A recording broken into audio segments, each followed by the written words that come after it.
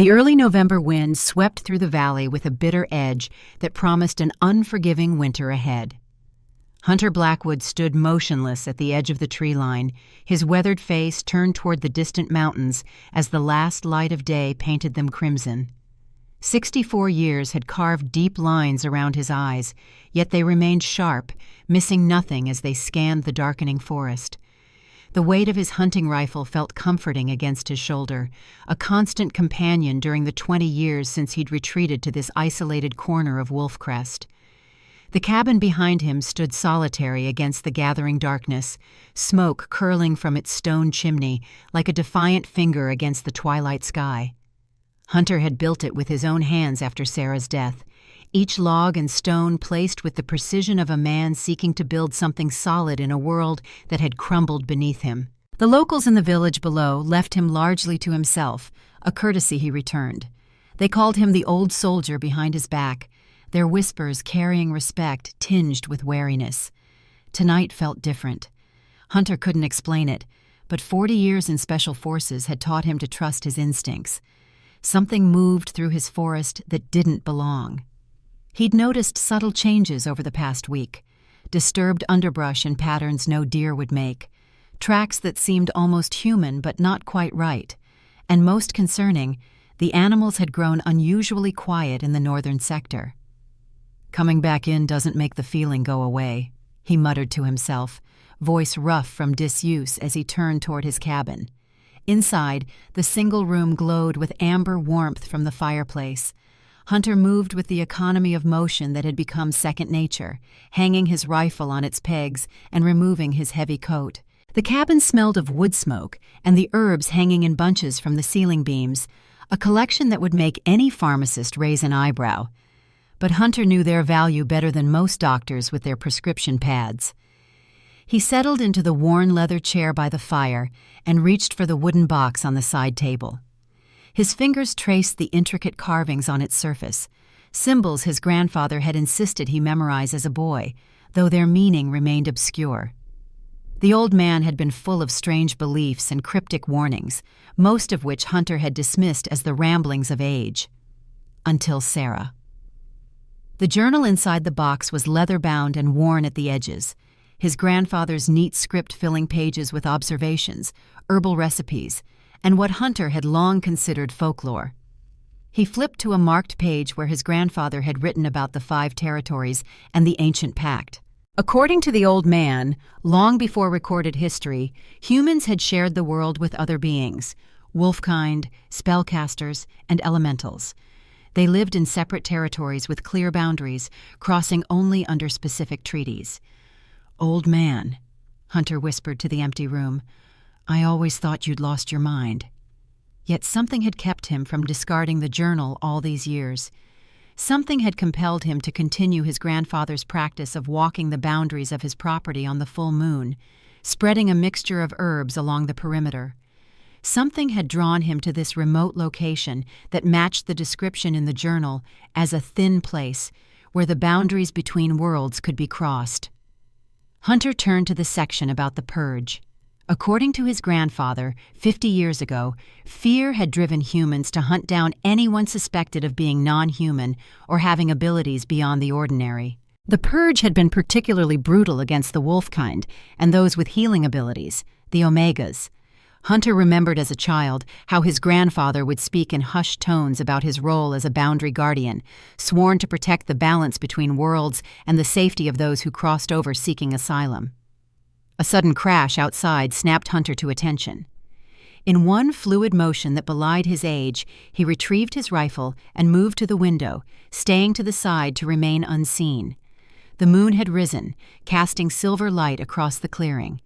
At first, he saw nothing unusual, but then movement caught his eye at the forest edge. A young woman emerged from the trees, strain evident in every line of her body. She was petite, dark-haired, and looked barely into her 20s, but it was what followed her that froze Hunter's blood.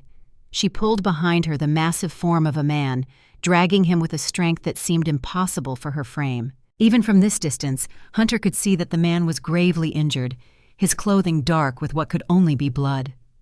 Hunter watched as the woman stumbled and fell to her knees, then struggled back up, desperation evident in every movement. Something about her determination stirred memories of Sarah, who had fought her illness with the same relentless spirit until the very end. Before he could question his judgment, Hunter found himself moving to the door, rifle still in hand but lowered. The cold air bit into his face as he stepped onto the porch.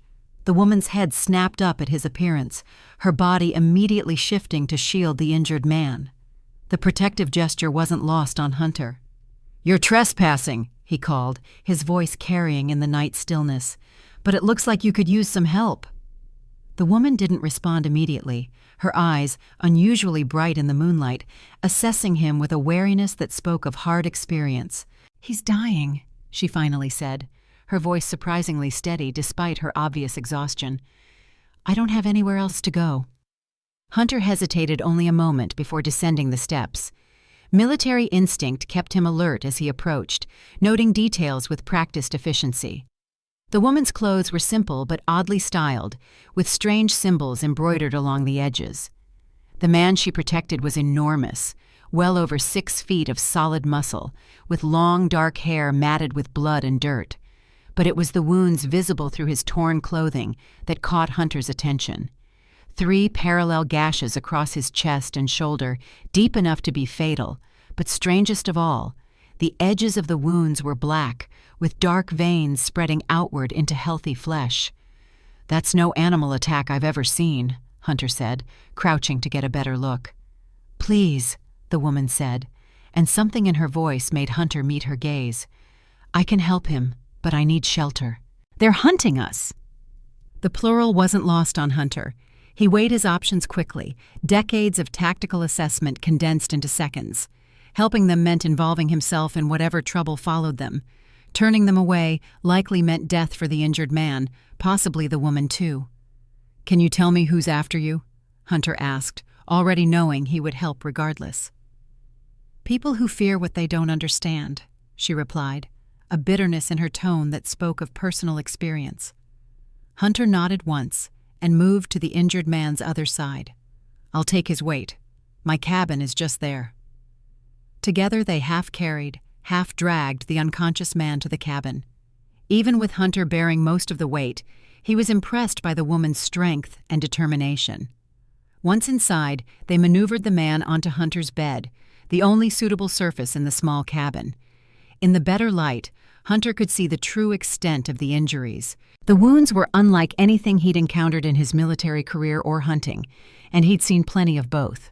The black substance around the edges seemed to pulse slightly, the veins extending outward with each beat of the man's heart. "This isn't natural," Hunter said, voice low. "It's poison," the woman confirmed, already moving to examine the wounds more closely. "An ancient kind few know how to brew." Hunter watched as she pulled a small leather pouch from within her clothing. "I'm Elena," she offered, perhaps realizing they'd skipped introductions in the urgency of the moment. "Hunter Blackwood," he replied, then nodded toward the unconscious man. "And him?" "Marcus," she said, after a slight hesitation that made Hunter suspect it might not be the man's real name. "He was attacked at the Peace Summit, a betrayal by someone close to him."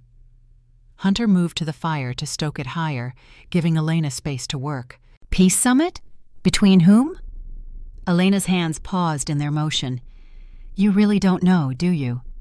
She studied him intently. "The 5 territories have been at war for generations.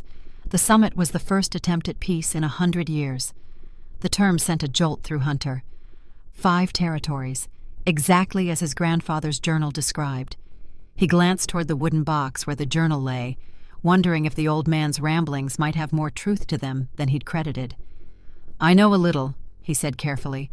"My grandfather used to talk about the 5 territories, the different kinds of beings. I always thought they were just stories."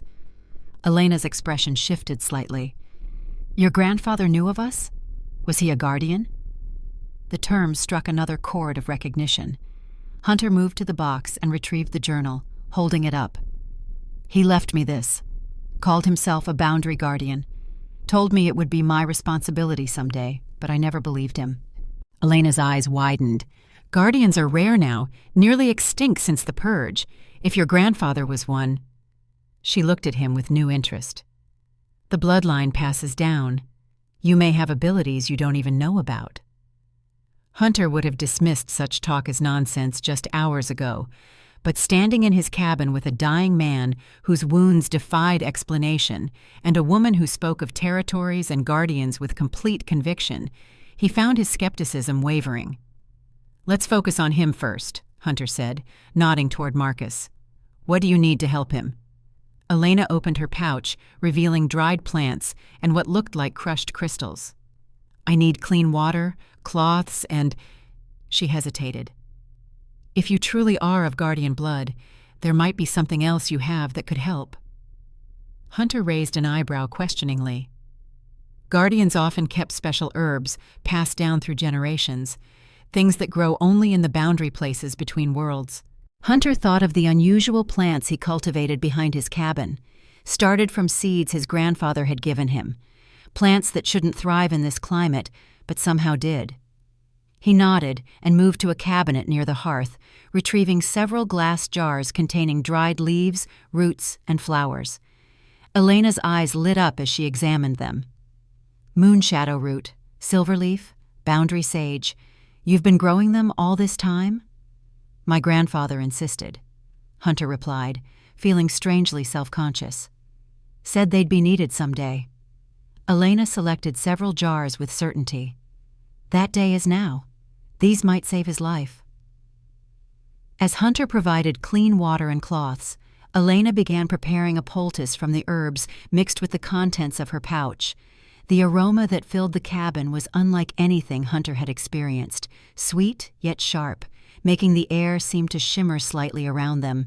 "I need to cleanse the poison before I can heal the wounds," Elena explained as she worked. "The black veins show how far it's spread. If it reaches his heart—" She didn't need to finish the thought. Hunter watched her movements, noting the practiced precision. "You've done this before." Elena nodded without looking up. "I'm an Omega. Healing is in our nature, though we're hunted for it, called witches by some, demons by others." "And what would you call yourself?" Hunter asked. Her hands stilled momentarily. "A survivor, like Marcus. Like you, I suspect." She motioned for Hunter to help turn Marcus slightly so she could access the wounds better. As Hunter placed his hands on the man's shoulder to support him, something unexpected happened. The moment his skin made contact with Marcus's, a jolt of recognition surged through Hunter's body.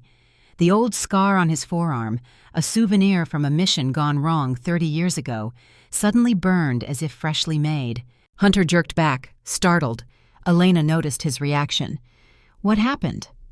"I don't know," Hunter admitted, rubbing his forearm where the scar continued to throb. "When I touched him, it felt like—" He struggled to find the words. "Like something recognized something else." Elena's expression turned thoughtful. "The guardian bloodline responds to wolfkind. It's part of your purpose, to sense those who cross boundaries." "Wolfkind," Hunter repeated, the implications sinking in as he looked at the massive form of Marcus. "You're saying he's—" "An alpha," Elena confirmed. "Not just any alpha. The last true alpha king of the Northern Territory." Hunter felt as if the ground had shifted beneath him. His grandfather's stories, the ones he'd dismissed as fantasy for decades, suddenly took on new significance. The journal entries about wolfkind who could take human form, about alphas who led packs with strength and ferociousness, about the special bond between guardians and wolfkind that allowed them to sense each other across distances. "Why bring him here?" Hunter asked, still processing this revelation. "To my land, specifically?" Elena applied the poultice to Marcus's wounds, her hands steady despite the weight of their conversation. "I didn't choose your land. I was simply trying to reach the forest's heart, where the boundary is thinnest, where Marcus might be protected by the old magic still lingering there." She glanced up at Hunter. "Finding a guardian here, finding you, that was fate's hand, not mine." Hunter wasn't a man who believed in fate. Decades of warfare had taught him that survival depended on skill and determination, not mystical intervention. Yet he couldn't deny the strangeness of the situation or the way his scar continued to pulse in time with Marcus's heartbeat. "The poison," Elena continued, focused on her task. "It's ancient. Blood curse, we call it. Known only to the Council of Seven, the oldest and most powerful leaders from each territory. Someone on that council wanted Marcus dead. Why? Peace threatens those who profit from war," Elena said simply. "Marcus has been uniting the fragmented wolf packs of the North, making them strong again. He sought alliance with the human territories, protection for Omegas like me. Some would rather maintain the old hatreds." As she spoke, she placed her hands directly over the poultice covering Marcus's wounds. Hunter watched in astonishment as a soft silver light began to emanate from beneath her palms, pulsing gently in rhythm with her breathing. "What are you doing?" he asked, voice hushed despite himself. "Healing magic," she replied, concentration evident in her tone. "The herbs enhance it, focus it where it's needed most."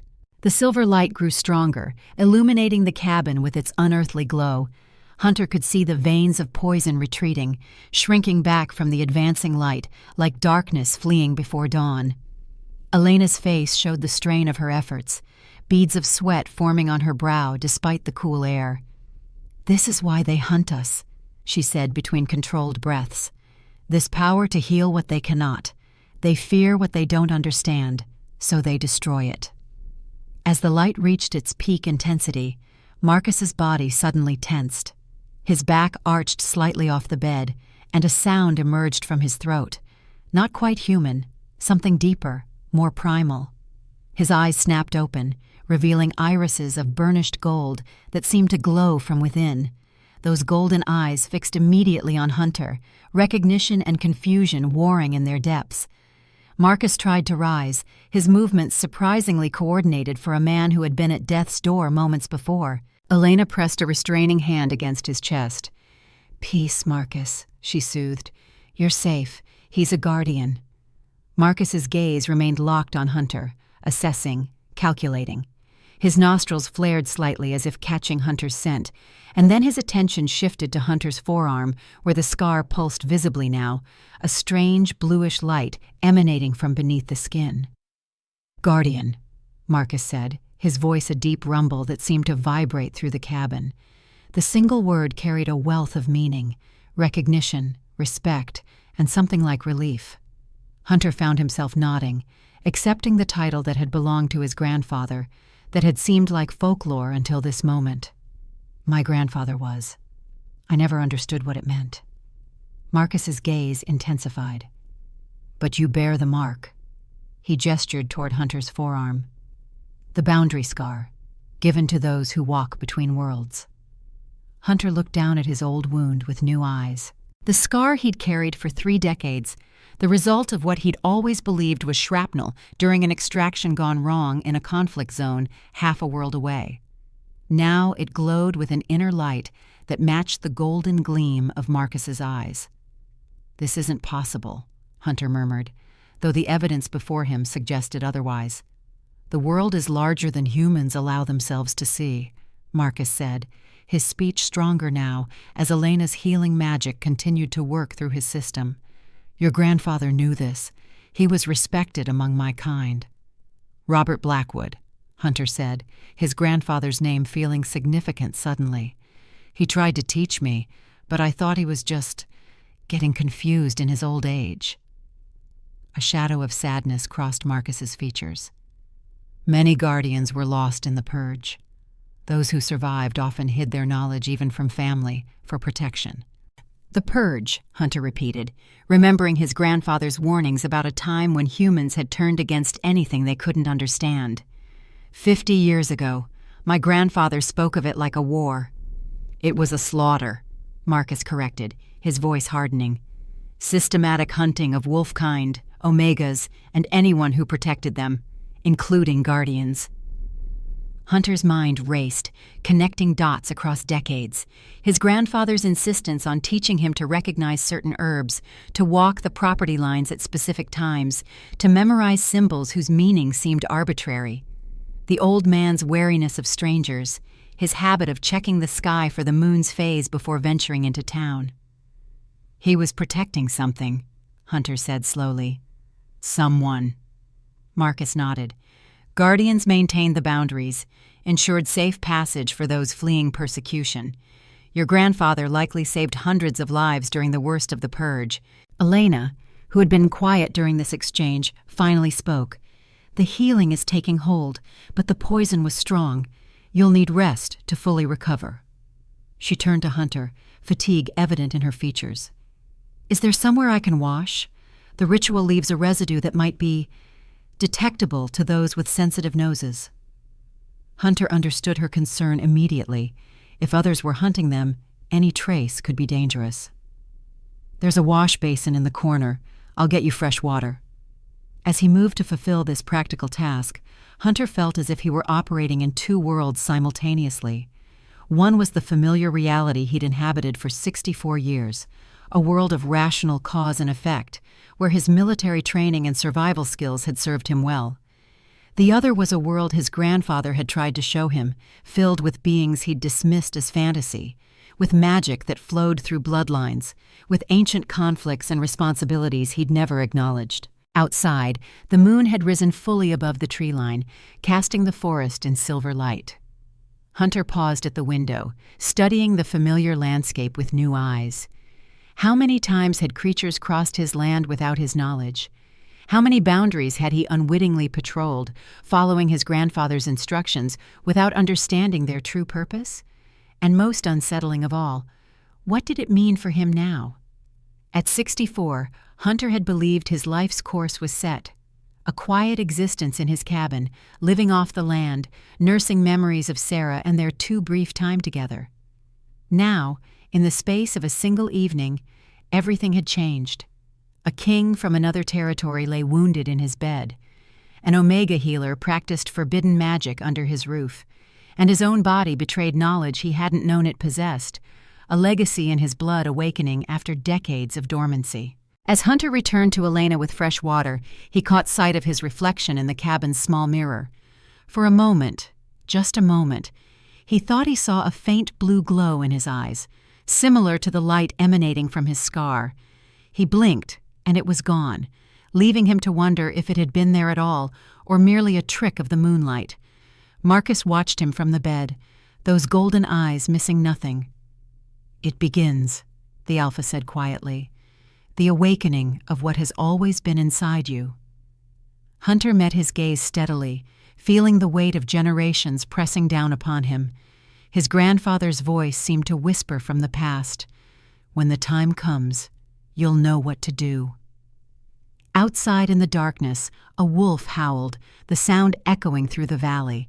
Another answered from a different direction, then another and another, until the night was filled with their voices, a primal chorus that made the hair on Hunter's neck stand on end. Marcus smiled, a predatory expression that transformed his face. "My pack senses I live. They come." Elena moved to the window, anxiety evident in her posture. "If they can sense you, so can others. The Council's hunters won't be far behind." Hunter set down the water basin and retrieved his rifle, checking it with practiced hands. The weight of it was familiar, comforting in a world suddenly turned strange. Yet even as he went through the motions of preparation, he knew conventional weapons might prove useless against whatever was hunting Marcus. "Tell me what we're facing," he said, his voice taking on the calm command tone that had served him well through decades of combat. "Everything you know." As Elena and Marcus exchanged glances, the wolf chorus outside grew louder, closer. Whatever was coming, Hunter understood with crystal clarity that his life of solitude had ended. The boundary between his world and theirs had dissolved, and there would be no rebuilding it. The last guardian of Wolfcrest had awakened, and the night was young. Hunter moved through the cabin with practiced efficiency, gathering supplies and weapons with the methodical precision that had kept him alive through decades of conflict. The small space suddenly felt crowded with tension and possibility, the air itself seeming to vibrate with the wolves' distant calls. "They're your pack?" Hunter asked, nodding toward the window where the howling continued unabated. Marcus had managed to sit up fully now, his massive frame dwarfing Hunter's bed. The black veins of poison had receded substantially, though Hunter could still see traces of darkness spiderwebbing beneath the skin around his wounds. Yes, Northern Territory wolves are bound to their alpha through blood and spirit. When I was attacked, they would have felt my pain. Marcus's golden eyes gleamed in the firelight. Now they feel my recovery and are drawn to it. Elena moved from his wash basin, her face and hands clean of the silver residue that had marked her healing ritual. "How many?" she asked, concern evident in her voice. 20, perhaps 30, Marcus replied, his head tilting slightly as if listening to something beyond human hearing. "The closest ones. Others will follow." Hunter paused in his preparations. 30 wolves converging on my property is going to draw attention, and not just from your enemies. "The village," Elena said, understanding immediately. "Wolfcrest sits in the valley below." Hunter gestured vaguely toward the south. "Folks there keep to themselves mostly, but they won't ignore a wolf pack this size." Marcus nodded gravely. "I can send them a message to remain hidden. Approach only at night." "You can communicate with them from here?" Hunter asked, skepticism creeping back into his voice despite everything he'd witnessed. In answer, Marcus closed his eyes. The cabin fell silent save for the crackling fire and the distant howling. Then, as Hunter watched, Marcus's throat worked slightly, and a low, rumbling sound emerged. Not quite a growl, not quite a howl, something between the two that seemed to carry meaning beyond its tone. The sound lasted only seconds, but reverberated through the small space with surprising power. Outside, the pattern of howls shifted immediately. Where before they had called continuously, now they responded in a specific sequence, then fell silent. "They'll stay back until nightfall tomorrow," Marcus said, opening his eyes. "Only the 4 closest will approach before dawn to secure the perimeter." Hunter found himself nodding, accepting this impossible communication as readily as he'd accepted the healing magic and the revelation of his heritage. The world he'd known for 64 years was peeling away like old wallpaper, revealing a deeper, older reality beneath. "We should fortify this position," Hunter said, falling back on familiar tactical thinking. "If the Council's hunters are tracking you, they'll be drawn here eventually." "Yes," Marcus agreed, wincing slightly as he shifted position. "But not immediately. The poison was meant to be undetectable, allowing me to return to my territory before it took full effect. They believe I'm still traveling north, weakening with each mile." Elena moved to check his wounds, her hands gentle but clinical. "The poison would have killed any normal alpha. Even for you, it was nearly fatal." "What makes him different?" Hunter asked, watching the interaction between them with curiosity. Elena glanced at Marcus, seeking permission before speaking. The alpha nodded once. "Marcus is what our histories call a millennium wolf," she explained. "A direct descendant of the first pack, with bloodlines untainted by human mixing. His healing abilities are accelerated, his strength magnified. The poison was specifically formulated for my bloodline," Marcus added, his voice hardening. "Few would have knowledge of such ancient alchemy." Hunter considered this. "So we're looking for someone with intimate knowledge of your physiology and access to ancient poisons. Someone on this Council of 7 you mentioned." "Yes. The Council consists of the 7 most powerful leaders, 1 from each territory plus 2 from the neutral zones," Elena explained. "They meet rarely, and only for matters that affect all territories." "The Peace Summit was the first full gathering in a century," Marcus said. "My proposal for alliance between the Northern Territory and the human settlements threatened those who benefit from our continued division." Hunter moved to the cabin's single window, scanning the forest beyond with practiced eyes. Despite his enhanced vigilance, nothing appeared out of place. The howling had stopped, leaving the night unnaturally quiet. "You mentioned my grandfather was respected among your kind," Hunter said, turning back to Marcus. "How did you know him?" A ghost of a smile touched Marcus's face. "Robert Blackwood was a legend among the displaced. During the height of the Purge, he maintained one of the few safe crossing points between territories. Hundreds of wolf-kind and omegas passed through his protection. The revelation sent a tremor through Hunter's perception of his past. He never told me. Not directly. He looked down at the scar on his forearm, still pulsing faintly with blue light. What is this mark? You called it a boundary scar. When a guardian commits fully to their role, they undergo a ritual marking, Elena said quietly. It connects them to the boundaries they protect, allows them to sense crossings and disturbances. But I never underwent any ritual, Hunter objected.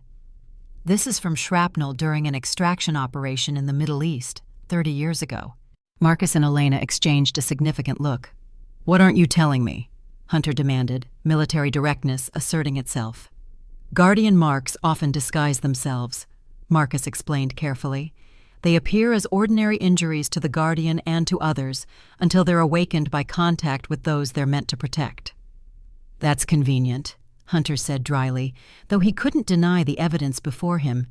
The scar that had never quite healed properly was now visibly different, pulsing with an energy that defied rational explanation. Your grandfather would have performed the ritual when you were young, Elena suggested, before his death, a precaution ensuring the lineage continued even if you weren't ready to accept the responsibility. Hunter recalled a strange night when he was perhaps 12 years old, shortly before his grandfather's passing. The old man had insisted on a midnight walk through the forest, stopping at certain points to draw symbols in the earth and crush herbs between his palms. He'd pressed a mixture of those herbs to Hunter's forearm, murmuring words that sounded like nonsense at the time. Hunter had dismissed it as one of his grandfather's eccentric forest rituals, forgotten until this moment. He tried to prepare me, Hunter admitted, the weight of decades of dismissal and disbelief settling uncomfortably on his shoulders. I just wasn't listening. You weren't ready, Marcus countered. Few are. The responsibility of a guardian is not taken lightly, even by those born to it. A sudden rustling outside drew Hunter's attention back to the window. Instinctively, his hand moved to his rifle, but Marcus raised a hand in a calming gesture. My scouts, he said simply. 4 of them, as promised. Hunter peered into the darkness but could see nothing beyond the tree line. Yet somehow, he sensed presences moving through the undergrowth, large, powerful forms circling his property with purpose. The scar on his arm pulsed more strongly in response to their proximity. I can feel them, Hunter said, surprised. The mark recognizes wolfkind, Elena confirmed. It's responding to their presence. As they spoke, Elena continued to tend to Marcus's wounds, applying fresh poultice from the mixture of herbs. The aroma filled the cabin again, sharp and sweet simultaneously. Hunter noticed that Marcus seemed to be recovering with remarkable speed. Wounds that should have been fatal were now merely severe, the black poison reduced to faint traces. You said your brother is ill, Hunter said to Elena, recalling her earlier comment. Is that why you were in the forest when you found Marcus, looking for healing herbs? A shadow passed over Elena's face. Yes, Michael has a recurring fever that conventional medicine doesn't touch. I was gathering moonbells when I sensed Marcus's pain. Sensed? Hunter raised an eyebrow. Omegas are attuned to suffering, Marcus explained, his voice gentler when speaking of Elena's abilities. Especially those with healing gifts. Elena is particularly powerful, even among her kind. Elena looked uncomfortable with the praise. I was drawn to his pain. I couldn't ignore it. Even knowing what he is, who he is, Hunter pressed, curious about the dynamics between them. Especially because of who he is, Elena replied firmly. The Northern Territory is the only one where Omegas are treated as equals, not as commodities or threats to be controlled. Marcus has offered sanctuary to my people for generations. Hunter nodded, beginning to understand the complex politics at play. And that's made him enemies. Many powerful interests benefit from keeping Omegas isolated and afraid, Marcus confirmed, his eyes hardening. Our healing abilities, our empathic gifts, these are valuable resources to those who would exploit them.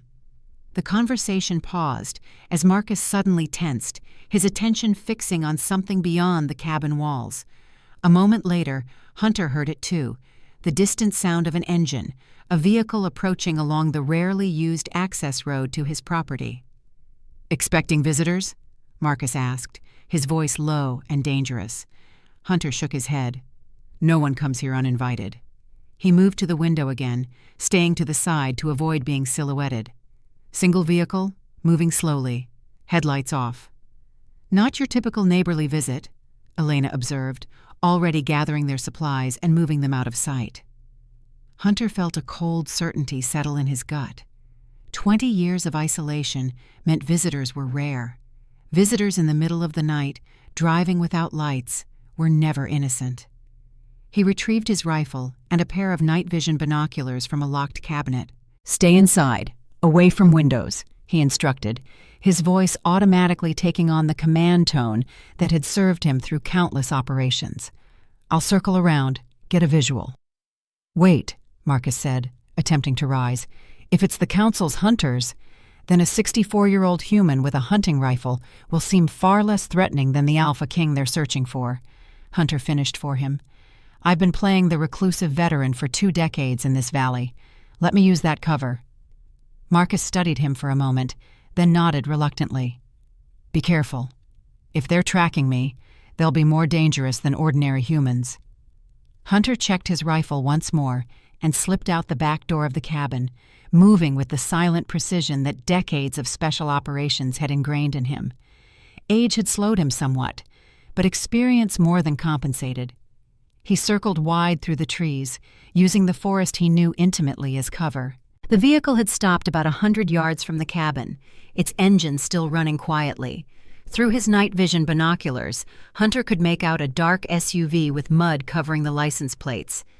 2 figures emerged, both dressed in civilian clothing, but moving with the alert precision of trained operatives. Hunter adjusted his position slightly, using a large oak for cover as he observed them. They weren't military, at least not conventional military.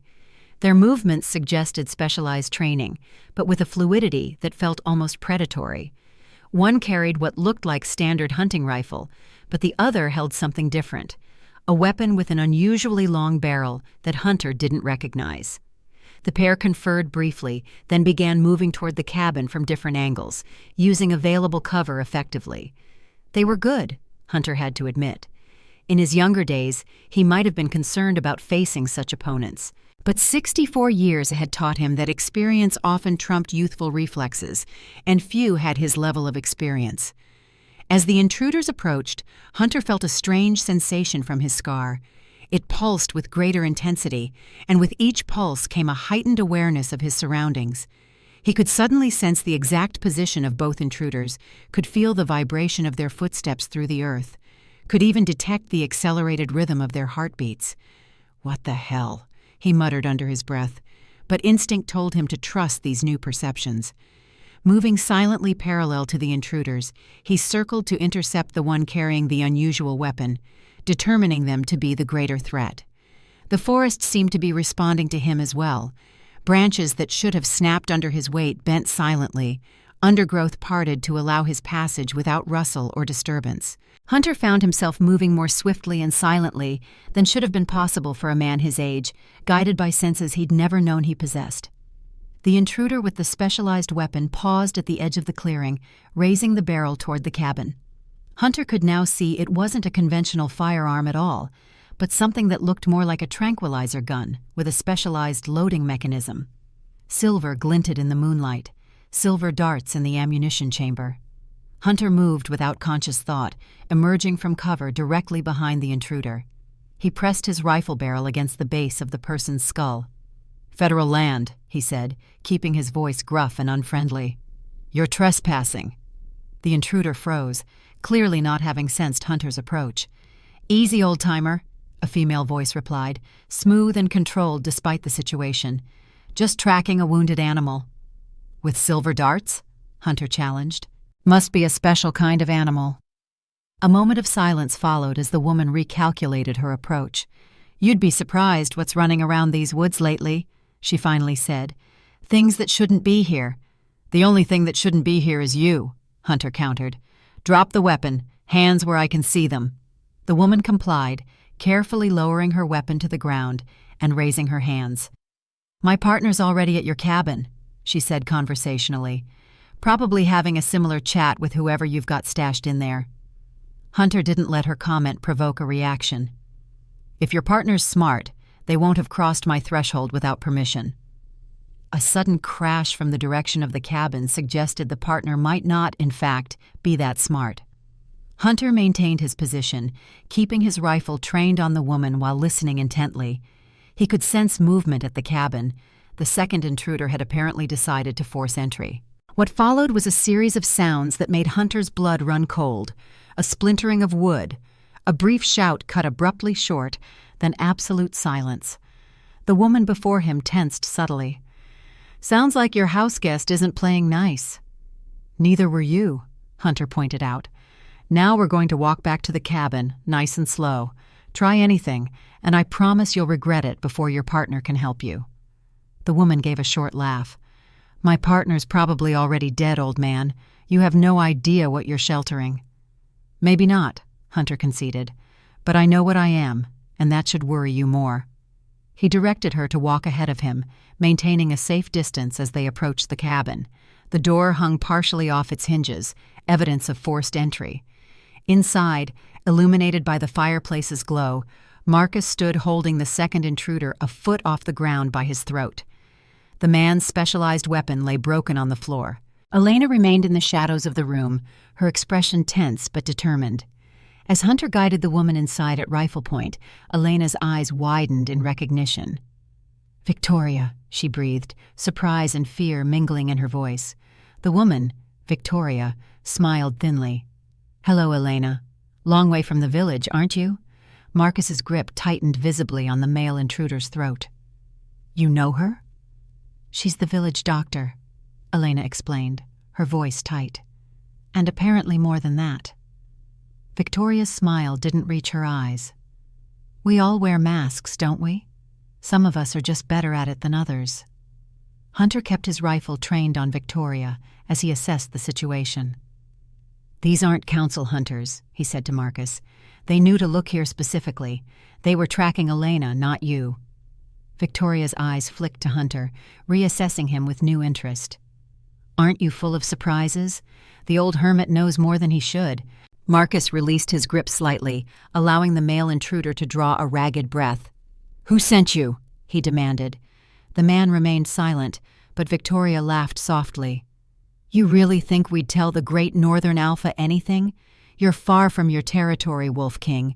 Here, you're just another monster to be put down." Hunter noticed something then, a pendant partially visible beneath Victoria's collar.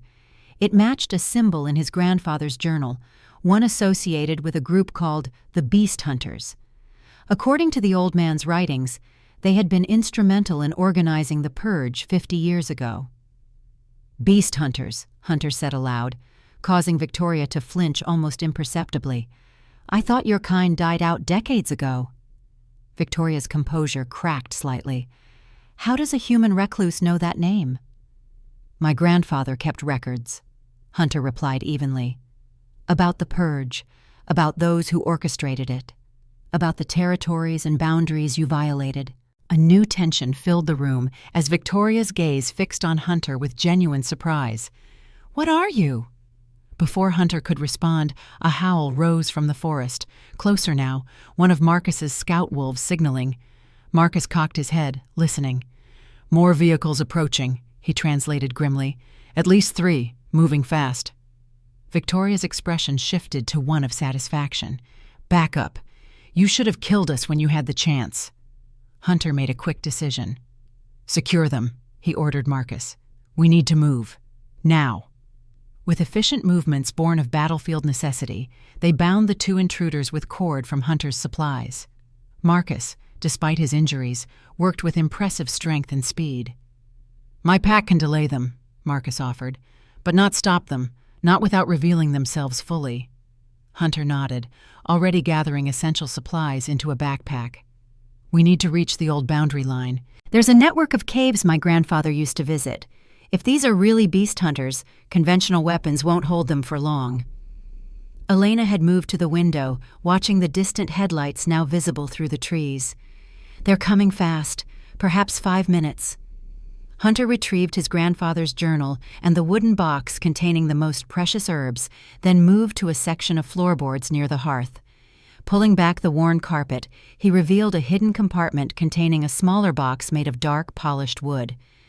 "My grandfather's final gift," he explained, opening the box to reveal an intricately crafted dagger with symbols etched into the blade. He said it would protect the bloodline when the time came. The dagger seemed to respond to his touch, the symbols glowing faintly with the same blue light as his scar. Hunter felt an immediate connection to the weapon, as if it had been waiting for him all these years. Marcus regarded the blade with recognition. "A guardian's blade, forged in boundary fire. Few remain." Hunter secured the blade at his belt, then checked the bindings on their prisoners once more. "We can't take them with us, and we can't leave them to report." Victoria laughed bitterly. "Going to kill unarmed prisoners, Guardian? I thought your kind had principles." "We do," Hunter replied, retrieving a small vial from his supplies. "Elena, can you ensure they sleep until morning? By then, we'll be long gone." Elena nodded, taking the vial of sedative Hunter offered. Despite Victoria's struggles and curses, they managed to administer the drug to both prisoners. Within moments, they slipped into unconsciousness. "They'll be found by their reinforcements," Elena noted. "They'll still hunt us." "Yes, but without information on where we've gone or what exactly they're facing," Hunter countered. "Confusion works in our favor." The distant vehicles were drawing closer, perhaps 3 minutes away now. Hunter led them to the back door, pausing one last time to look at the cabin that had been his sanctuary for 2 decades. Like so much else in his life, he was leaving it behind without ceremony, moving forward because there was no other choice. "The Boundary Caves are 2 miles northeast, through the densest part of the forest," he informed them, pointing into the darkness. "Rough terrain, but we can make it if we move quickly." Marcus nodded, his golden eyes gleaming in the darkness. "My wolves will run interference, create false trails." As they slipped into the forest, Hunter felt a strange mixture of emotions. Part of him mourned the loss of the simple existence he'd built. Another part, a part he barely recognized, felt more alive than he had in years.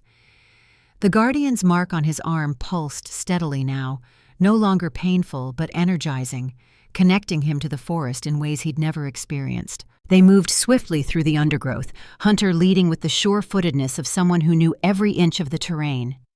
Elena followed, her smaller frame navigating the forest with surprising agility. Marcus brought up the rear, his injuries seemingly forgotten as he moved with the fluid grace of a predator. Behind them, Hunter heard vehicles arriving at his cabin, doors slamming, voices calling out orders. Flashlight beams cut through the darkness, but they were already well away from the immediate search area. "They'll find your prisoners soon," Elena said softly as they paused behind a fallen log to catch their breath. "And when they do, they'll know exactly what they're hunting," Marcus added. "A Northern Alpha, an Omega healer, and a Guardian awakened to his heritage. They'll call for reinforcements from every territory." Hunter absorbed this, calculating their options with the strategic thinking that had kept him alive through countless hostile situations. "Then we need to stay ahead of them, reach the Boundary Caves before they can organize a proper search." As they continued through the forest, Hunter became increasingly aware of changes within himself. His senses seemed sharper, more attuned to the world around him. He could hear the smallest rustling in the undergrowth, could sense the presence of nocturnal animals long before seeing them. The forest itself seemed to respond to his passage, branches bending to clear their path, roots remaining stable underfoot where they might have tripped others. "The Guardian blood is fully awakening," Marcus observed quietly as they navigated a particularly dense section of forest. "Your connection to the boundary strengthens with every step." "Is that what this is?" Hunter asked, indicating how the underbrush seemed to part before them. "I thought I was imagining it." "Guardians are connected to the land they protect," Elena explained. "The forest recognizes you as its defender." They continued in silence for several minutes, putting distance between themselves and their pursuers. Occasionally, they would hear howls in the distance, Marcus's pack creating diversions, drawing searchers away from their actual path. As they approached a steep ridge, Hunter felt a strange vibration through his guardian mark. He paused, extending his awareness outward as instinct guided him. Something lay ahead, something important. "We're close to the boundary," he said with certainty, though he couldn't explain how he knew. "Just beyond this ridge." Marcus nodded. "I can feel it too, the thinning between worlds." They climbed carefully, using tree roots and rock outcroppings for handholds. At the top, a view opened before them, a narrow valley bathed in moonlight, with a series of limestone formations rising from the forest floor. Near the center of the valley, a large stone arch stood like a sentinel, seemingly natural, yet too perfectly formed to be entirely the work of erosion. "The crossing," Marcus breathed, recognition in his voice, one of the few that survived the purge. Hunter stared at the arch, memories surfacing of his grandfather, bringing him here as a boy. The old man had made him memorize the path, insisted he remember the exact location, though never explaining its significance. Now, looking at it through awakened eyes, Hunter could see a faint shimmer in the air beneath the arch, like heat waves rising from summer asphalt. "What exactly is it?" Hunter asked, though part of him already knew the answer. "A doorway between territories," Elena explained. "Created in ancient times when the boundaries were established. Your grandfather must have been its caretaker." As they descended toward the valley floor, Hunter felt the guardian mark respond more strongly, pulsing in rhythm with his heartbeat. The forest seemed more alive here, the moonlight brighter, the air itself charged with energy. "The caves are just beyond the arch," Hunter said, memories clicking into place. "A network that runs beneath this entire valley. My grandfather said they were older than human settlement, that they held secrets even he didn't fully understand." They approached the stone arch cautiously, alert for any sign of pursuers. Hunter could feel the boundary now, a subtle pressure against his skin, like standing at the edge of a powerful electromagnetic field. The symbols etched into the guardian's blade at his side glowed more brightly in response to their proximity. "What happens if we cross through?" Hunter asked, eyeing the shimmering air beneath the arch. "For most humans, nothing," Marcus replied. "They'd walk through and notice nothing unusual. For beings like us, with connection to the old world, it's a passage to the corresponding point in another territory." Elena looked nervously over her shoulder. "We should hurry. I can sense them regrouping, changing their search pattern." Hunter nodded and led them toward the stone arch. As they drew closer, he felt a strange pulling sensation from his guardian mark, as if it recognized the boundary and sought connection with it. Acting on instinct, he placed his marked arm against one of the supporting stones of the arch. The response was immediate and startling. Blue light flared from the mark, spreading outward along invisible lines etched into the stone. Symbols hidden for decades suddenly illuminated, casting azure light across the forest floor. The shimmering beneath the arch intensified, becoming a visible curtain of energy that pulsed in rhythm with Hunter's heartbeat. "You've awakened the crossing fully," Marcus said, awe evident in his voice. "Not even your grandfather could do that. It's been dormant for generations." Hunter stared at the now illuminated arch, feeling a profound connection to it, as if it were an extension of himself. "What does it mean?" "It means you're more than just a guardian by blood," Elena replied softly. "You're a gatekeeper, one who can control the passages between territories." Before Hunter could process this new revelation, a howl of warning came from the forest behind them, closer this time, urgent. Marcus tensed, listening. "They've found our trail," he translated grimly. "They're coming, and they've brought silver weapons." Hunter made a quick decision, military pragmatism overriding his amazement at the awakened crossing. "Through the arch, into the caves, we can use the boundary as protection." Without waiting for response, he led them beneath the stone arch.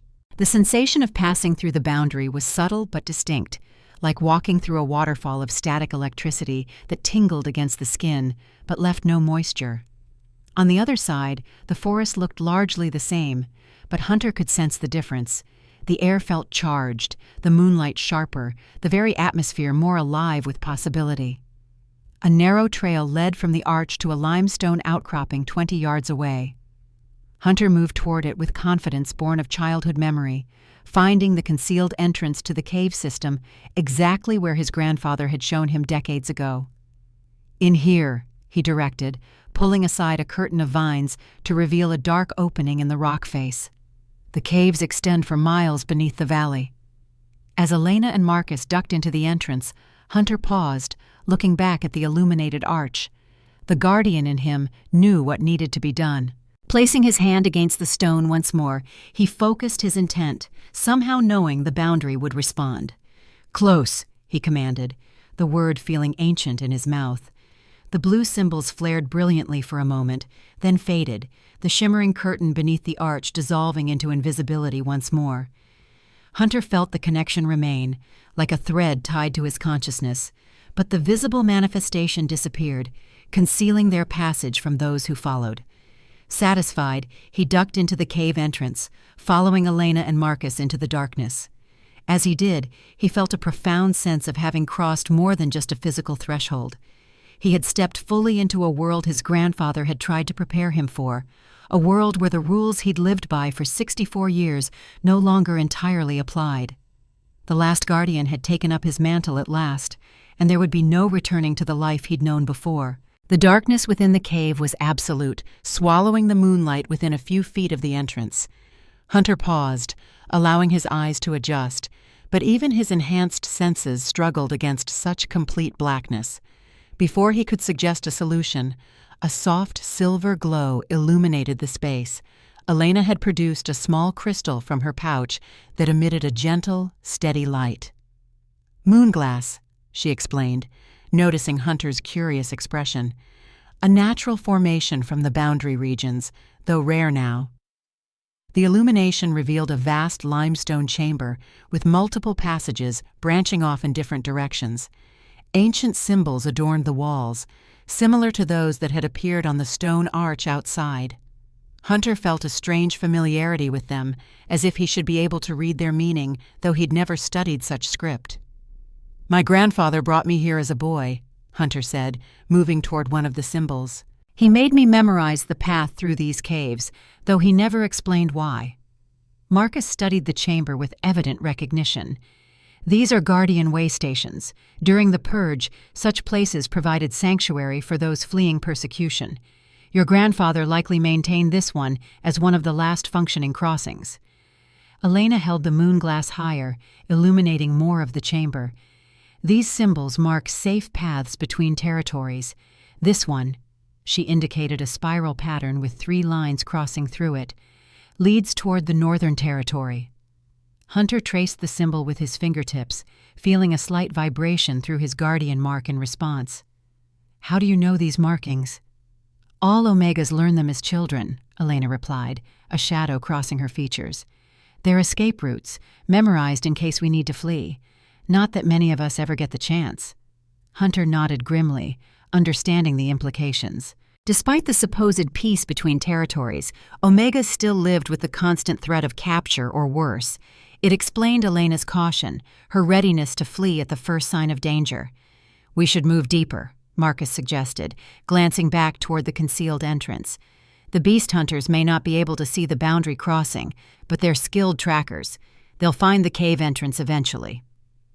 Hunter agreed, leading them toward the passage marked with the Northern Territory symbol. As they moved deeper into the cave system, the air grew noticeably cooler, with a strange current that seemed to flow against their direction of travel, as if the cave itself breathed. "The boundary energy is stronger here," Marcus explained, sensing Hunter's unspoken question. "We're walking a path that exists partially in your world and partially in mine." And the passage widened into another chamber, this one smaller than the first, but with a pool of crystal-clear water at its center. The water glowed faintly from within, illuminating the space with a blue light that complemented Elena's silver moonglass. "Boundary water," Elena breathed, approaching the pool reverently. "It's been decades since I've seen any." Hunter felt drawn to the pool as well, his guardian mark pulsing in rhythm with the subtle luminescence of the water. He crouched beside it, studying the perfectly still surface that reflected their faces like a mirror. "What is it exactly?" he asked. "Water that exists in multiple territories simultaneously," Marcus explained, kneeling beside him despite his injuries. "It holds powerful healing properties and can show visions to those with the right bloodline." "Like guardians," Hunter guessed, noticing how the water seemed to react to his proximity, the blue glow intensifying slightly. "Yes," Marcus confirmed. "Marcus, your grandfather would have used this pool to monitor the boundaries, to see events occurring in other territories." Hunter stared into the depths, mesmerized by the gentle pulsing light. Without conscious thought, he extended his marked arm over the surface. The response was immediate. The water rippled without being touched, and the blue glow surged upward, enveloping his hand in cool luminescence. Images flashed through Hunter's mind with startling clarity. A vast forest of ancient pines, snow-covered mountains, stone structures built into cliffside, the Northern Territory as seen through someone else's eyes. The vision shifted, showing a grand hall carved from living rock, wolves of impossible size moving among humanoid figures. Then darkness, flames, conflict. A battle unfolding in that same hall, betrayal and blood. Hunter pulled his hand back with a gasp, the visions disappearing instantly. "I saw—" He struggled to articulate the flood of images. "The Northern Territory. A battle. Your people." Marcus's expression darkened. "You saw the attack on the Northern stronghold. The beginning of the current conflict." "It happened exactly as I saw it? That wasn't just a metaphor or a symbol?" "The boundary waters show truth, though sometimes in fragments," Elena explained. "What you saw has already occurred." Hunter stared at his guardian mark, now pulsing more rapidly. "Can it show what's happening now? Or what will happen?" "Sometimes," Marcus replied cautiously.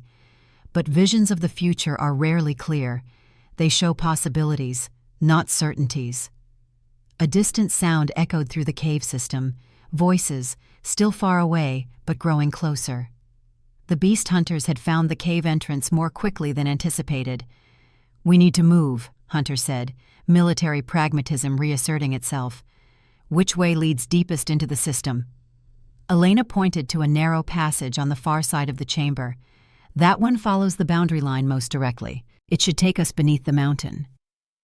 They moved swiftly, Elena's moonglass, and the residual glow from Hunter's mark providing just enough light to navigate the increasingly complex network of tunnels. The path descended steadily, the air growing warmer rather than cooler as they went deeper. "We're approaching a fire boundary," Marcus explained, noting Hunter's questioning look. "A place where your territory borders the elemental realms rather than the Northern Territory." The passage widened suddenly into a vast cavern that took Hunter's breath away. Massive columns of stone stretched from floor to ceiling, formed over millennia by patient mineral deposits. But what truly drew the eye were the veins of glowing red crystal embedded in the walls and columns, pulsing like heartbeats in the darkness. "Heartfire crystals," Elena whispered, her voice filled with awe. "I've only heard of them in stories." The cavern felt alive, as if they stood within the body of some enormous, sleeping being. The air was noticeably warmer, carrying a scent like wood smoke and spices. Hunter's guardian mark responded to this new boundary with a different sensation: heat, rather than the cool vibration of the water boundary. "This place is ancient," Marcus said, his voice hushed with respect. "Older than the 5 territories themselves, a place where the first boundaries were drawn." Hunter moved toward one of the columns, drawn by an instinct he couldn't name. As he placed his marked hand against the stone, warmth flooded through him, and the symbols etched into the column illuminated with fiery light. Throughout the cavern, more symbols appeared, glowing red and orange, creating a map of light that stretched across walls and ceiling. "What did I just do?" Hunter asked, stepping back in surprise. "You awakened the fire boundary," Marcus replied, staring at the illuminated symbols with evident wonder. "No guardian has done that in generations." Elena moved to examine some of the symbols more closely. These aren't just boundary markers. They're records, histories of the first agreements between territories. Before they could explore further, the distant voices grew louder, accompanied by the sound of something mechanical, perhaps gear being assembled. The beast hunters were getting closer and preparing weapons. "We need to keep moving," Hunter insisted, reluctantly turning away from the illuminated cavern. "Which way now?" Elena studied the newly revealed symbols. "There," she pointed to a narrow fissure in the far wall, nearly hidden behind a column. "That passage is marked as a guardian path." The fissure was barely wide enough for Marcus to squeeze through, requiring him to turn sideways and proceed carefully. Beyond it lay a tunnel that showed signs of having been worked by tools, not natural but carved with purpose. The walls were smooth, the floor level, making their progress easier despite the steady upward incline. As they moved through this manufactured section of the cave system, Hunter noticed small alcoves cut into the walls at regular intervals. Each contained remnants of supplies: clay jars now empty of contents, rotted fabric that might once have been blankets, rusted metal implements whose purpose he could only guess at. "Supplies for refugees," Elena explained, seeing his interest. During the Purge, Guardians maintained these caches to help those fleeing between territories. Hunter felt a renewed respect for his grandfather and the responsibilities he had shouldered. The old man hadn't been losing his mind with age as Hunter had sometimes thought. He'd been carrying the weight of lives, maintaining ancient protections while raising a grandson who remained oblivious to his heritage. The carved tunnel eventually opened into a natural chamber with a high, domed ceiling. Unlike the previous caverns, this one was distinguished by a perfect circle of white stone set into the floor at its center. The stone seemed to glow from within with a pearly luminescence, casting soft light throughout the space. "A healing circle," Elena breathed, moving toward it immediately. "I never thought I'd see one intact." Marcus followed more cautiously, his injuries clearly troubling him despite his attempts to hide it. The black tendrils of poison had receded further, but still traced visible patterns beneath his skin. "This is a place of Omega power," Marcus explained to Hunter. Ancient healers created such circles at boundary points to amplify their abilities. Elena knelt beside the white stone, placing her hands upon its surface. The pearly glow responded immediately, brightening beneath her touch.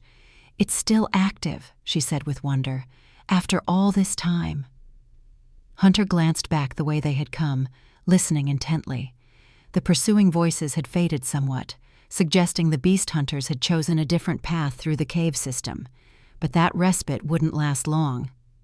"Can you use it?" Hunter asked Elena, gesturing toward the circle. "For Marcus's wounds?" She nodded, already motioning for the Alpha to join her within the circle. "This will amplify my healing abilities. I can draw the last of the poison from his system." As Marcus settled onto the white stone, Elena positioned herself beside him, placing her hands directly over his worst injuries. The circle's glow intensified, climbing upward to envelop them both in gentle, pearlescent light. "I need to concentrate," Elena warned. "This kind of healing takes all my focus.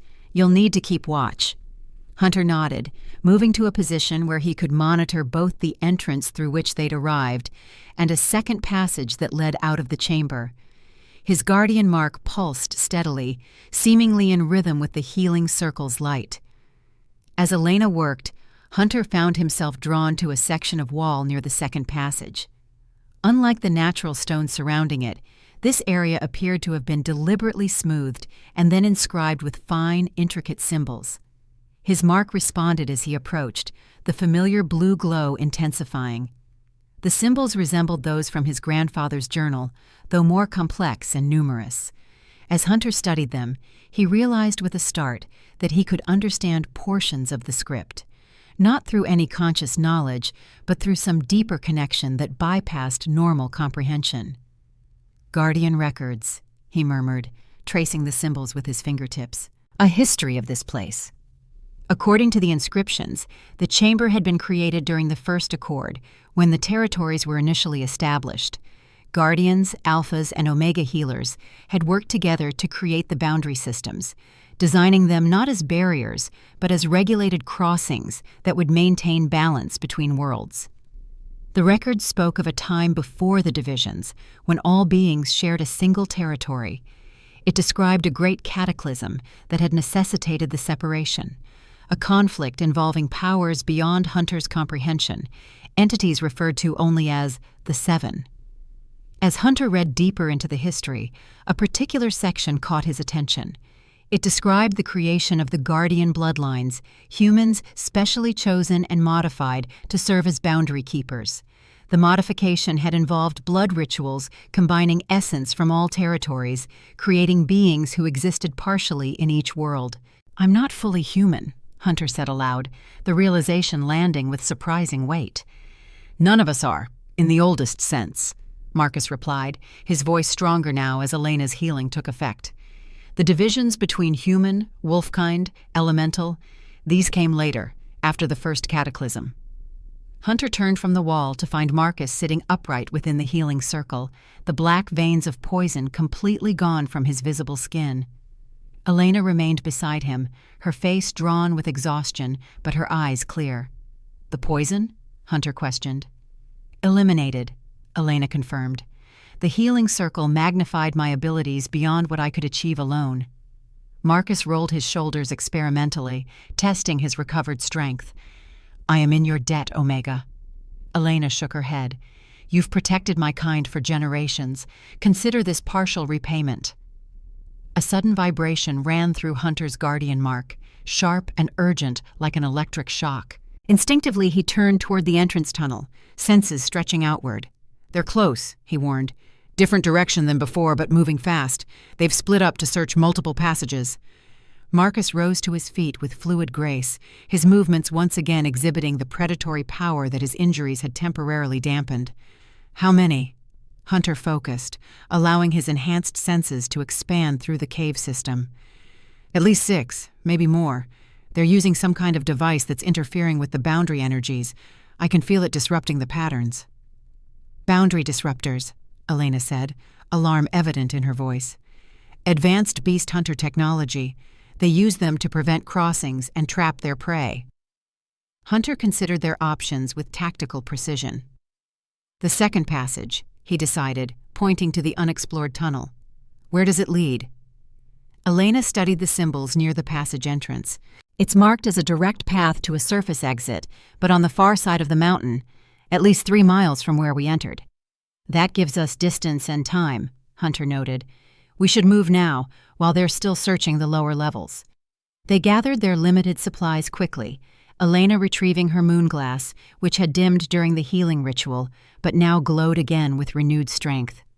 As they prepared to enter the new passage, Hunter paused to place his marked hand against the wall near the tunnel entrance. Acting on instinct rather than conscious knowledge, he focused his intent through the guardian mark.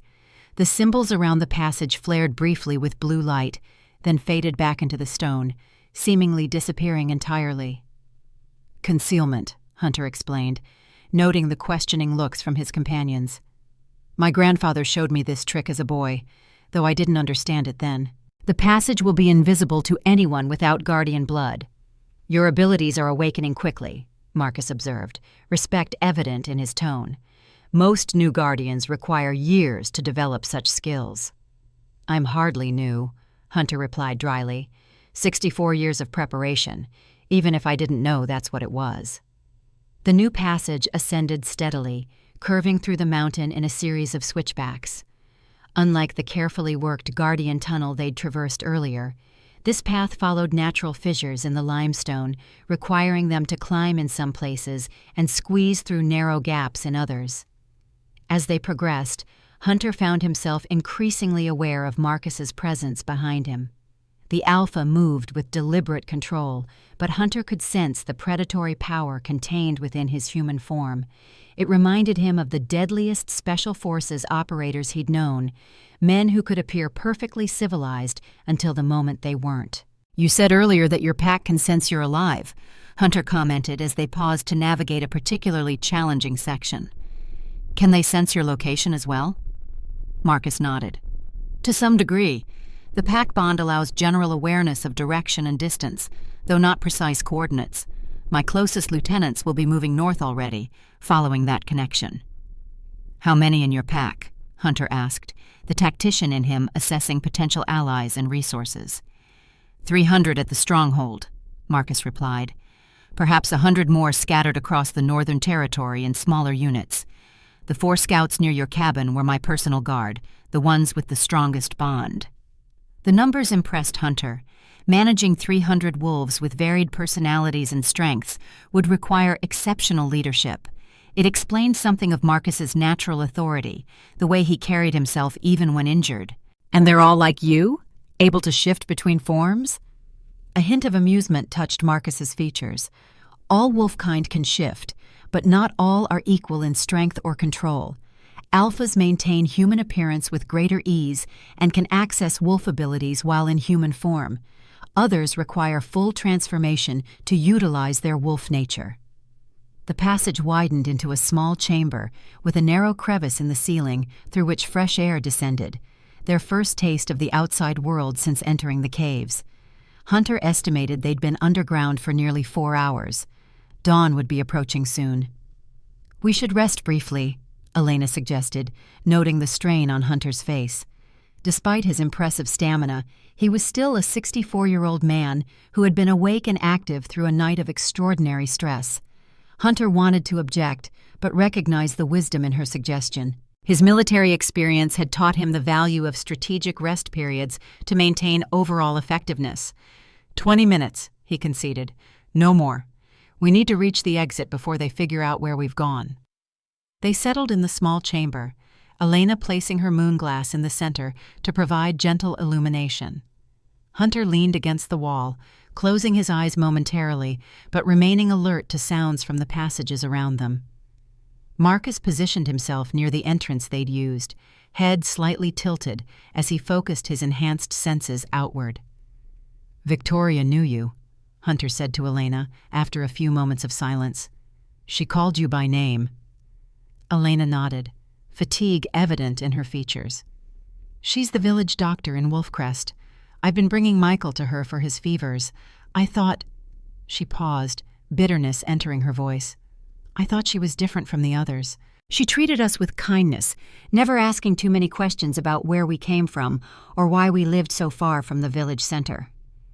She was watching you, Marcus concluded, monitoring a suspected Omega. Beast hunters often integrate into communities where they suspect boundary crossings occur, Hunter added, recalling passages from his grandfather's journal. They pose as ordinary citizens while gathering intelligence. Elena wrapped her arms around herself, a gesture of self-protection. Michael trusted her. I let her treat him, let her into our home. Her voice broke slightly. If they realize he's alone now, unprotected... Your brother, Hunter said gently. How old is he? 8, Elena replied. Our parents were taken during a hunter raid 5 years ago. I've been caring for him since. Hunter felt a surge of anger at the thought of a child left vulnerable, possibly targeted by the same people pursuing them. It reminded him too much of conflicts he'd witnessed around the world, the innocent always suffering most in power struggles between factions. We'll find a way to protect him, Hunter promised, the words emerging before he'd fully considered their implications. Yet he didn't regret them. Whatever complications his newly awakened guardian nature brought, his core values remained unchanged. Protecting the innocent wasn't a role he needed supernatural heritage to accept. A subtle shift in Marcus's posture drew their attention. The Alpha had gone completely still, his focus directed upward toward the air crevice. What is it? Hunter asked quietly, hand moving to the Guardian's blade at his belt. Someone's above us, Marcus replied, voice barely audible. On the mountainside directly over this chamber. Not beast hunters. They smell different. Something else. Hunter extended his senses outward, guided by his guardian mark. He felt a presence above them, several presences, moving with deliberate stealth across the mountain's surface. They weren't human, at least not entirely, but neither did they feel like Marcus's wolfkind. Something different, something that made his mark pulse with warning rather than recognition. Spellcasters, Elena whispered, her expression tightening with fear. "I can feel their energy signatures."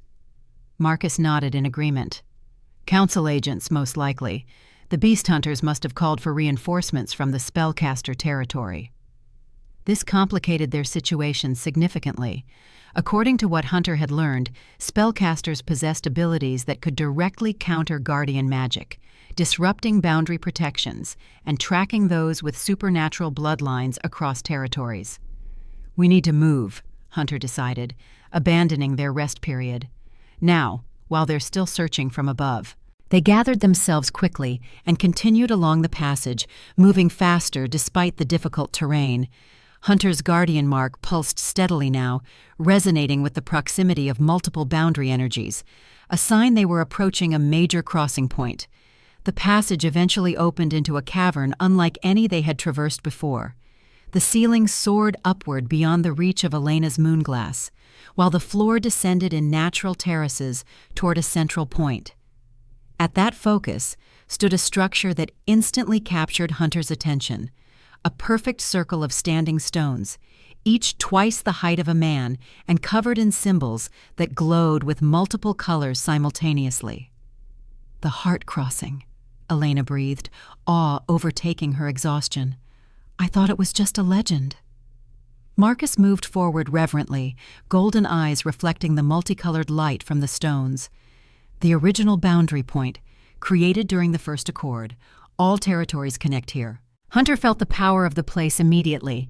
His guardian mark blazed with blue fire, responding to the massive concentration of boundary energy. The sensation wasn't painful, but overwhelming, like standing at the center of a storm composed of pure potential. The standing stones pulsed in sequence, each flaring with a different color: blue for the Guardian territories, silver for the Omega realms, gold for the Wolfkind domains, red for elemental lands, and a deep purple that Hunter instinctively associated with the spellcasters. "Why bring us here?"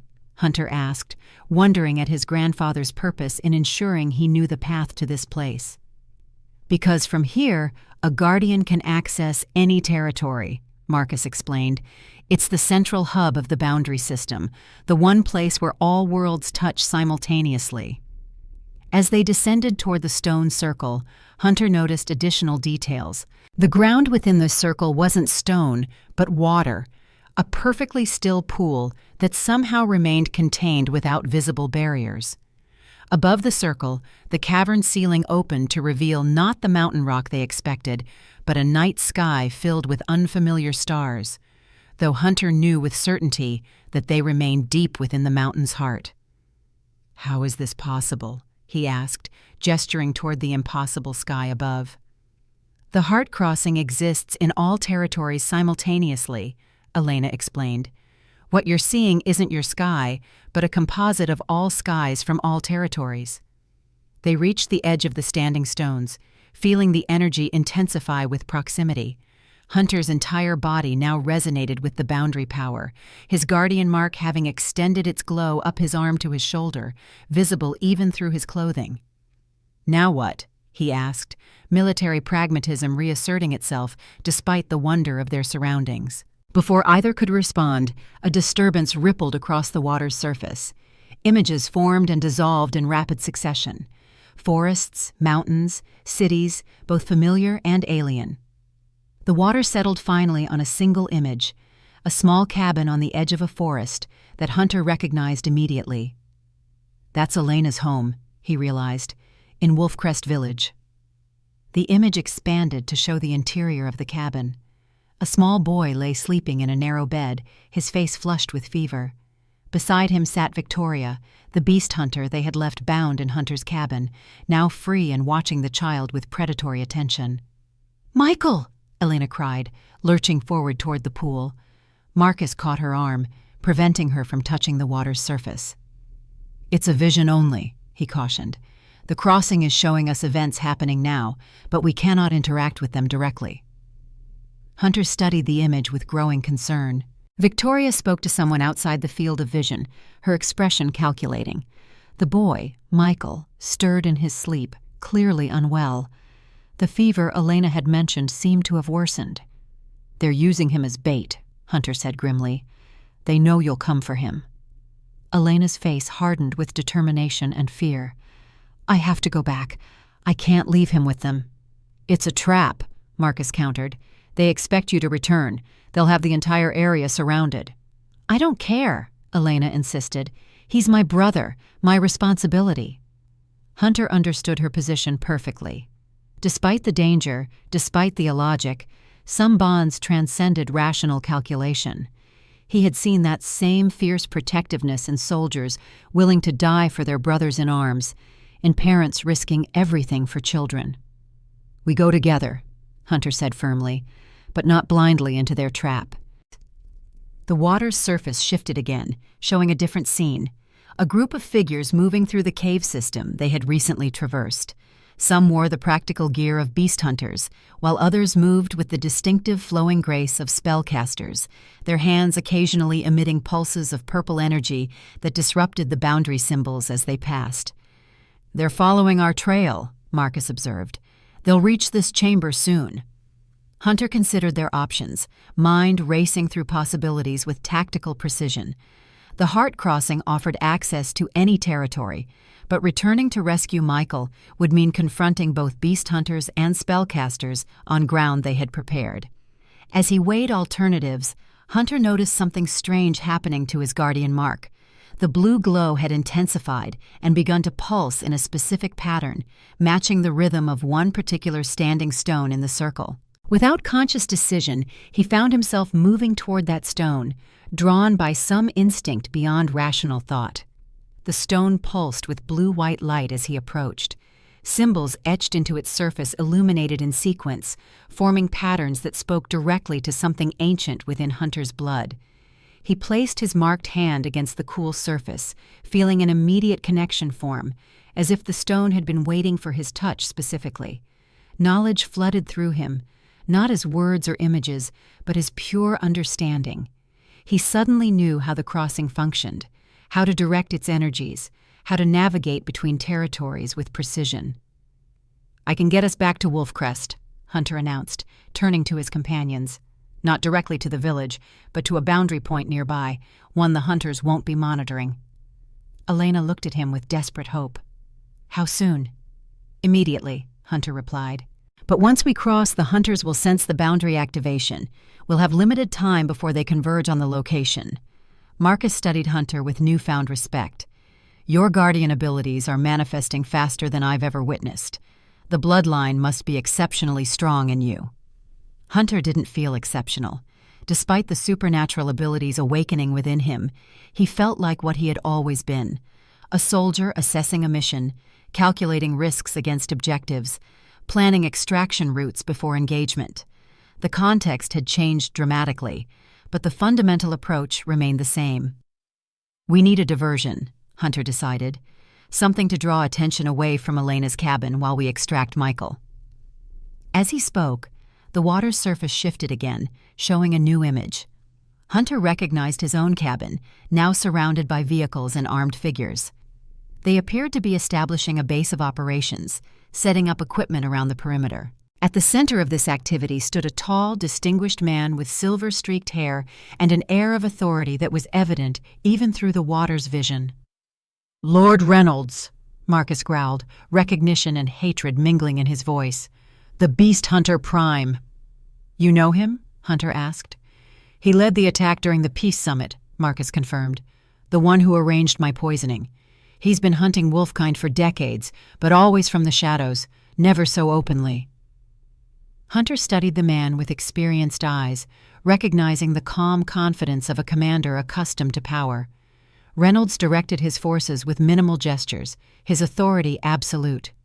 This was no ordinary zealot, but a strategist, someone who planned methodically and executed precisely. "He's the key," Hunter said, military instinct identifying the critical point in the enemy's structure. Disrupt his command, and their entire operation falters. The water's surface rippled once more, and a new image appeared that made Hunter's blood run cold. Lord Reynolds stood inside Hunter's cabin, examining the wooden box that had contained his grandfather's journal. With careful movements, Reynolds opened a hidden compartment in the box that Hunter himself had never discovered, removing a small, weathered photograph.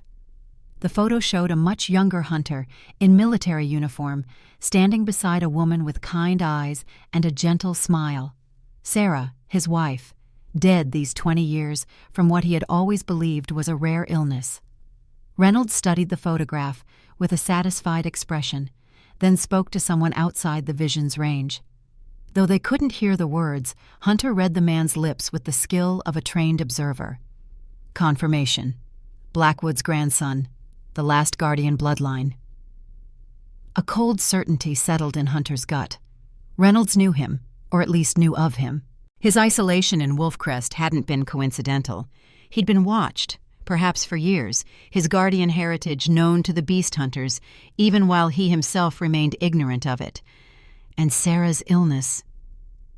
Hunter's mind recoiled from the implication, but military pragmatism forced him to confront it. If Reynolds had known about Hunter's bloodline 20 years ago, had monitored him throughout his military career, waited for him to settle somewhere remote. "He killed her," Hunter said, the words emerging as barely more than a whisper. "Sarah didn't die of illness. They killed her." Marcus and Elena remained silent, recognizing the profound shift occurring within the man before them. Hunter's expression hadn't changed, his posture remained controlled, but something fundamental had altered in his eyes, a cold, implacable purpose that transformed him from reluctant participant to committed warrior. "I need to know everything about this man," Hunter said, his voice steady despite the rage building within him. "His capabilities, his weaknesses, his patterns of operation." Marcus nodded grimly. "The Beast Hunter Prime is a spellcaster hybrid, part human, part elemental. His power comes from binding contracts with dark entities, allowing him to disrupt boundary magic and track those with supernatural bloodlines. He's lived far beyond a normal human lifespan through these bargains. He fears guardians above all others," Elena added. "Your kind can sever the connections to his power sources, return him to mortal limitations. That's why the guardians were targeted first during the purge." Hunter absorbed this information, adding it to the tactical assessment forming in his mind. His grief for Sarah, a wound he had thought long scarred over, burned fresh and hot, but he contained it, channeled it into cold purpose. Reynolds would answer for her death, but not at the cost of Elena's brother or their own safety. The mission came first. "The heart crossing gives us an advantage they don't expect," Hunter said, military strategist fully engaged now. "We can appear where they aren't looking, extract Michael, and disappear before they can mobilize effectively." He turned back to the standing stone, placing his marked hand against it once more. This time, he focused his intent deliberately, directing the crossing's energy toward a specific destination, a boundary point in the forest near Wolfcrest that his grandfather had shown him as a boy, marked by 3 ancient oaks growing in a perfect triangle. The stone responded to his guidance, its blue-white glow intensifying.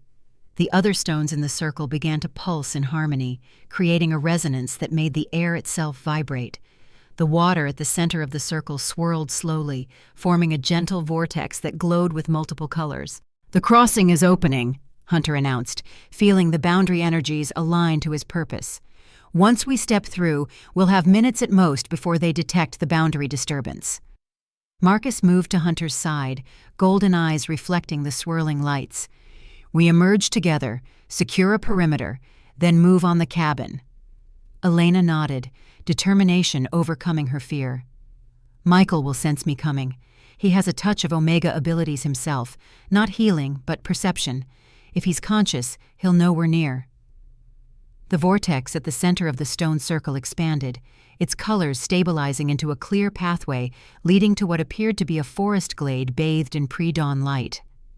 Hunter recognized the 3 ancient oaks from his childhood explorations with his grandfather, the boundary point he had selected. "Ready yourselves," Hunter instructed, drawing the guardian's blade from his belt.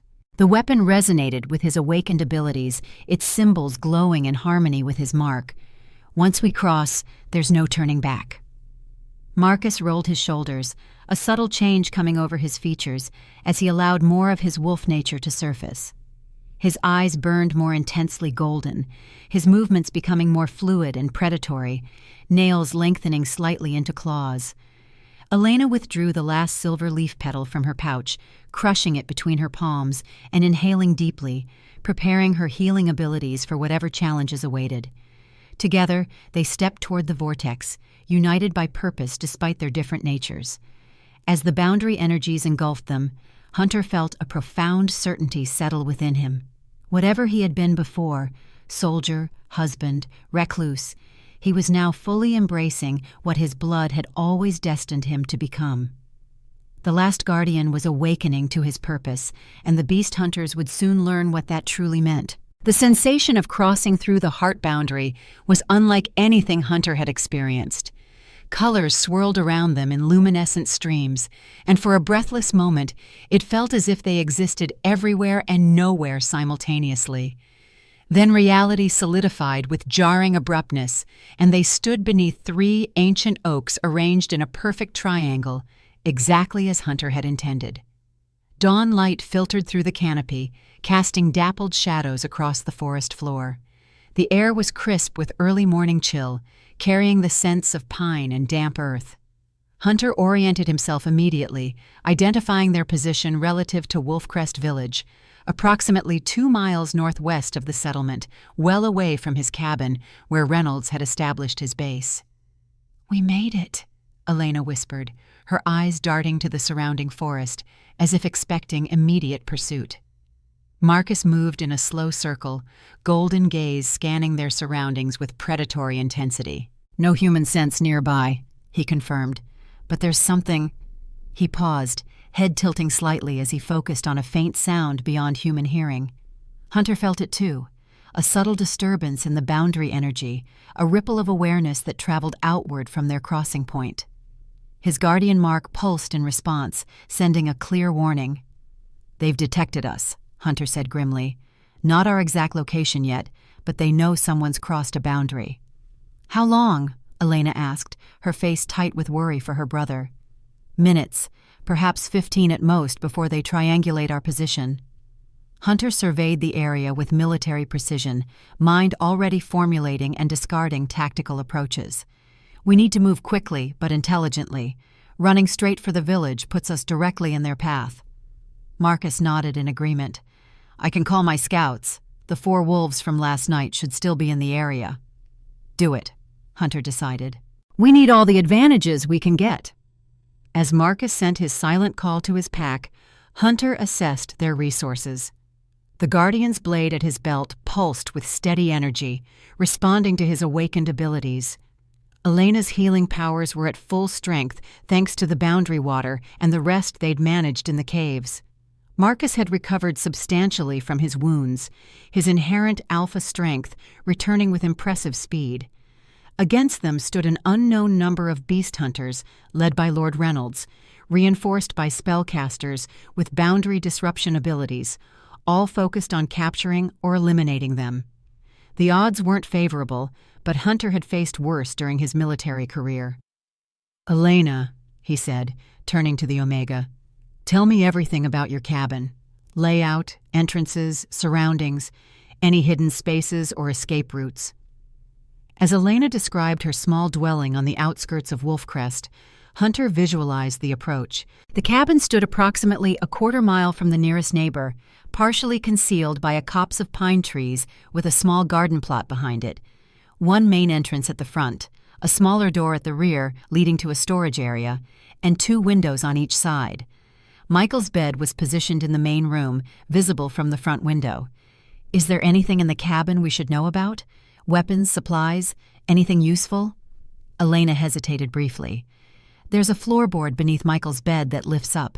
I keep emergency supplies there, some herbs, a small amount of money, clean identification papers." "And some boundary dust," Marcus added, causing Elena to look at him in surprise. "I can smell it on you, Omega. The mineral compound Guardians once used to disrupt tracking spells." Elena nodded reluctantly. "My grandmother taught me how to mix it. I've been saving it in case we needed to run quickly." Hunter filed this information away as a potential resource. What about Victoria? Would she have found this hiding place? I don't think so, Elena replied, though uncertainty tinged her voice. Michael knows never to speak of it or go near it when others are present. A rustling in the underbrush drew their attention. 4 large wolves emerged from the trees, their fur varying shades of gray and brown, eyes gleaming with intelligence. They approached Marcus directly, heads lowered in deference to their alpha. The largest, a silver-gray male with a scar across his muzzle, pressed his forehead against Marcus's extended hand in a gesture of clear loyalty. "My scouts," Marcus confirmed, a hint of pride in his voice. "They've been monitoring the village since our escape." Hunter watched the silent communication between Alpha and wolves with fascination. The animals conveyed information through subtle shifts in posture and expression that Marcus seemed to read as clearly as spoken words. "Reynolds has the village contained," Marcus translated for Hunter and Elena. "Beast hunters at all major access points with spellcaster support maintaining a boundary lock to prevent unauthorized crossings." "And Elena's cabin?" Hunter prompted. "2 guards visible, likely more concealed nearby. Victoria remains inside with the boy, who appears unconscious now." Elena's face paled at this information. "The fever's worsened. We need to get to him quickly." Hunter considered this intelligence, mind working through potential approaches. "We need eyes on the target before committing. One of your wolves could get close enough for reconnaissance without triggering their supernatural detectors." Marcus nodded. "Ash is our best scout." He indicated the smallest of the wolves, a brown female with unusually dark eyes. "She can approach without detection if she stays downwind." "Perfect." Hunter crouched to address the wolf directly, respecting her intelligence. "We need to know guard positions, types of weapons, and the condition of the boy inside. Can you do that without engaging?" Ash's dark eyes held his gaze for a long moment, assessment evident in their depths. Then she dipped her head in what appeared to be agreement, before slipping silently into the underbrush, her form quickly disappearing among the morning shadows. "She'll report back within 20 minutes, Marcus assured them. Hunter nodded, continuing his tactical planning. "While we wait, we need to prepare for multiple scenarios." He turned to Elena. "Your boundary dust, how effective is it against spellcaster tracking?" "It creates temporary blind spots in their detection webs," Elena explained. "Not complete invisibility, but enough confusion to mask specific signatures for a short time." "And against beast hunter technology?" "Less effective, but it adds interference to their readings. They'll know someone's there, but not who or what." Hunter considered this information, so we could create a diversion using the boundary dust at one location while extracting Michael from another. "Yes," Elena confirmed, "but the effect only lasts minutes before dissipating." The tactical approach was taking shape in Hunter's mind, a variation on extraction operations he'd conducted during his military service. Create confusion through multiple simultaneous events, force the enemy to divide their attention, then strike at the weakest point with precision and speed. "We'll need a larger diversion than just the boundary dust," he decided, something to pull Reynolds' focus completely away from the cabin. Marcus's expression turned predatory. "My pack can provide that. A coordinated wolf attack at the beast hunter base, your cabin, would draw significant resources." Hunter nodded in agreement. "Reynolds considers you the primary target. He'll commit substantial forces to any confirmed sighting," and he paused, considering angles and timing. "But we need to ensure they can retreat safely once they've served their purpose. I won't sacrifice your wolves as cannon fodder." Something shifted in Marcus's gaze, a subtle relaxation, as if Hunter had passed some unspoken test. The pack knows how to fight and withdraw. They'll create chaos without taking unnecessary risks. As they refined the plan, Ash returned from her reconnaissance mission, slipping back into the clearing with the same silence with which she'd departed. She moved directly to Marcus, who crouched to receive her report through whatever mysterious communication existed between Alpha and Pack. 4 guards total, Marcus translated after a moment. 2 visible at front and rear entrances, 2 more concealed in the trees overlooking the property.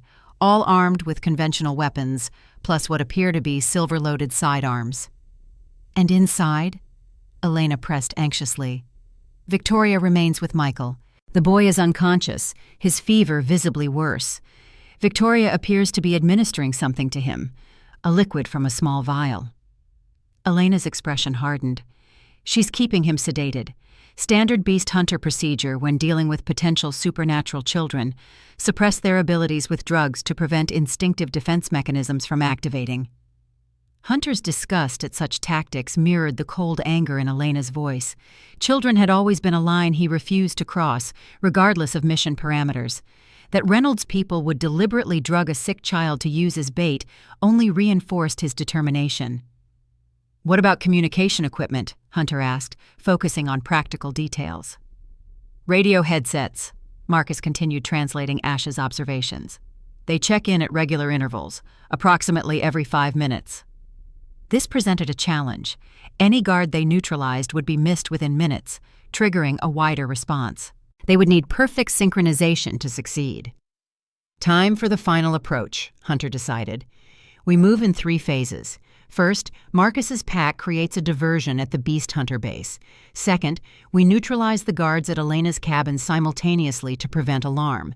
Third, we extract Michael and retreat to the boundary crossing point before their response can converge. The plan took shape with military precision, each component aligned for maximum effectiveness.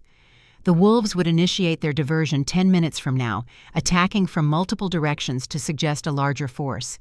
Hunter, Marcus, and Elena would approach the cabin from the densest section of forest, using the boundary dust to mask their supernatural signatures during the final approach. If anything goes wrong, we abort and regroup at the 3 Oaks, Hunter instructed. No heroics, no last stands. We survive to try again. As final preparations were made, Hunter felt a familiar calm settle over him, the clarity of purpose that came before mission execution. For 20 years he'd believed that part of his life was over, relegated to memories and occasional nightmares.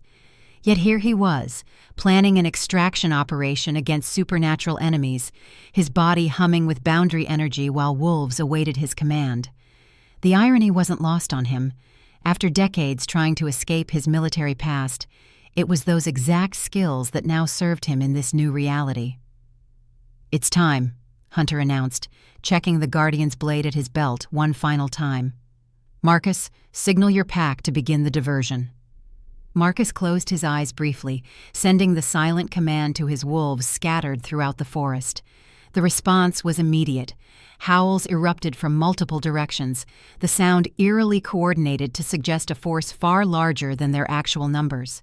"Move out," Hunter ordered, leading them through the forest with the silent efficiency that had once made him legendary among special operations units. They advanced quickly but cautiously, using natural cover and maintaining awareness of sight lines. Elena had distributed the boundary dust, a fine silver-gray powder that clung to their skin and clothing, creating a subtle shimmer visible only in direct sunlight.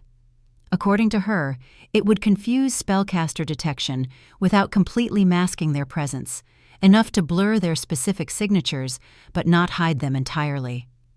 As they neared Elena's cabin, the sounds of distant commotion reached them, shouts and engine noises from the direction of Hunter's property, where the wolf diversion had clearly engaged Beast Hunter forces.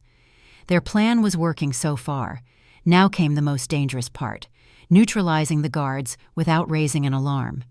They paused at the forest edge, observing the cabin approximately 50 yards ahead. Just as Ash had reported, 2 guards were visible, one at the front entrance, another patrolling the perimeter. The other 2 remained concealed in elevated positions among the trees, but Hunter's enhanced guardian senses could detect their presence now, subtle disturbances in the natural energy flow.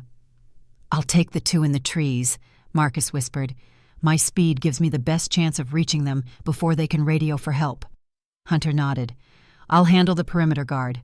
Elena, stay hidden until we secure the area, then move to the rear entrance. We'll meet you inside." With practiced coordination, they separated. Hunter circled to approach the perimeter guard from behind, using a slight depression in the ground for cover. Marcus simply vanished into the underbrush, his movement so fluid it barely disturbed the surrounding vegetation. Hunter waited for the guard to reach the furthest point of his patrol route, then advanced silently. Despite his age, decades of combat training had ingrained movements that remained efficient and precise. He closed the distance quickly, timing his approach to coincide with the guard's radio check-in.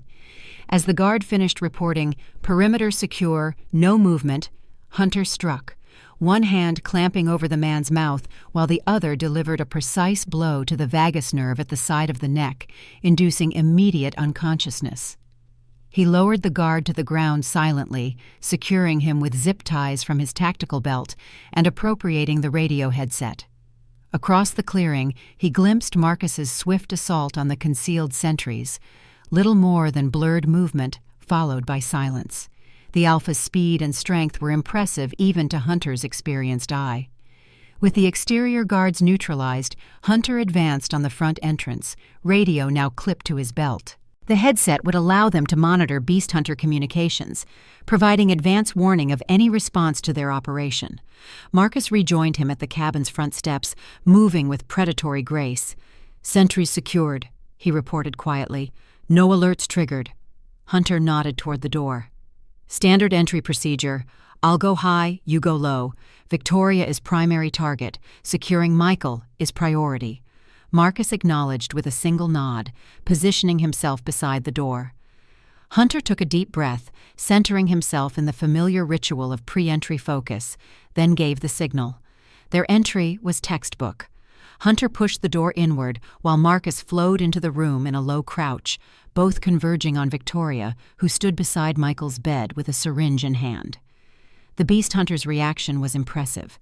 She immediately threw the syringe at Marcus while dropping to retrieve a concealed weapon from beneath the bed.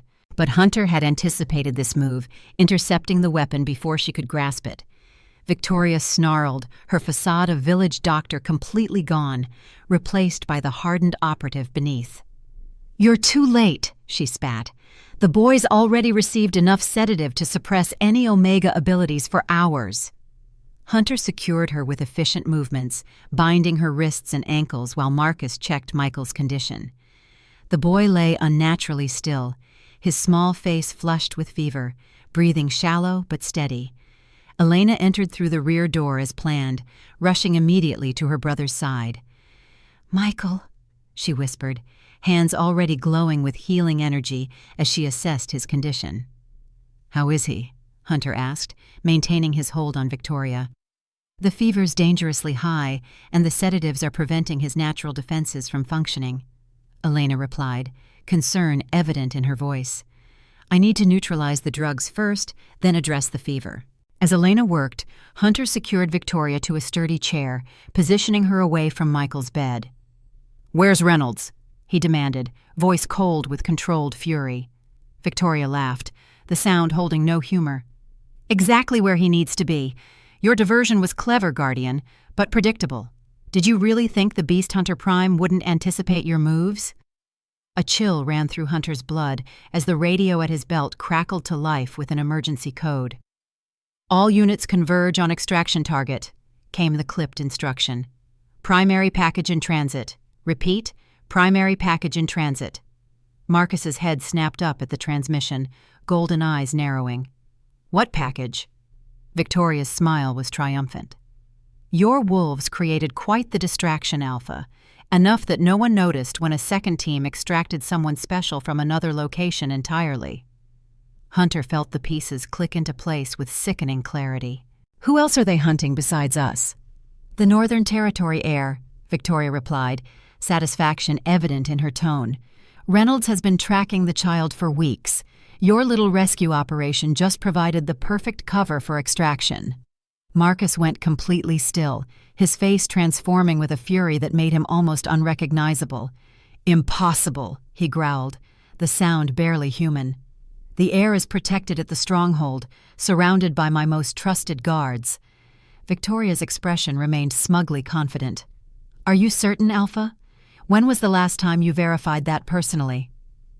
The doubt that flashed across Marcus's features confirmed Hunter's suspicion. This wasn't a bluff. The beast hunters had orchestrated a complex operation with multiple objectives, using their rescue attempt as cover for their true target. "We need to verify," Hunter said firmly, military discipline asserting itself despite the shocking revelation. "Complete our primary mission first, then address this new information." Marcus visibly struggled to control his rage, his form seeming to shimmer slightly as his wolf nature pushed against human constraints. After a moment, he nodded sharply, forcing himself back to the immediate task. Elena had been working intensely over Michael during this exchange, her hands glowing with silver energy as she methodically neutralized the sedatives in his system. The boy's color had improved slightly, his breathing becoming deeper and more regular. "He's responding," she reported, relief evident in her voice. "The drugs are breaking down. His natural healing abilities should reassert soon." Hunter checked his watch, calculating timing with precision. "How long until he can be moved safely?" 10 minutes, perhaps 15 for optimal stability." The radio crackled again with increased chatter, indicating forces were being repositioned.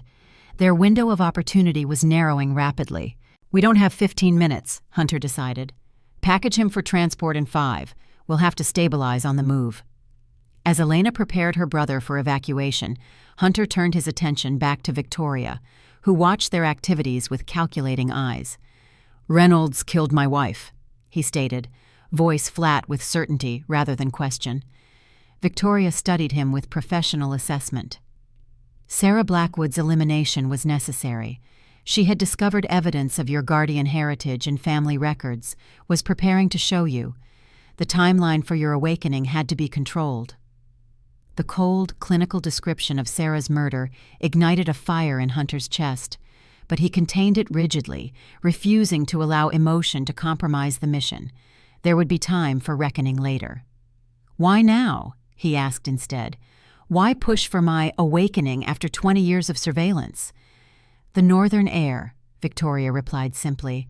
"Reynolds needed a guardian's blood to complete the ritual. Your grandfather was the last known guardian to survive the purge, which made you the final piece." The implications were staggering. Reynolds hadn't just been monitoring Hunter. He'd been preserving him, keeping him in reserve until needed for some specific purpose involving the northern air.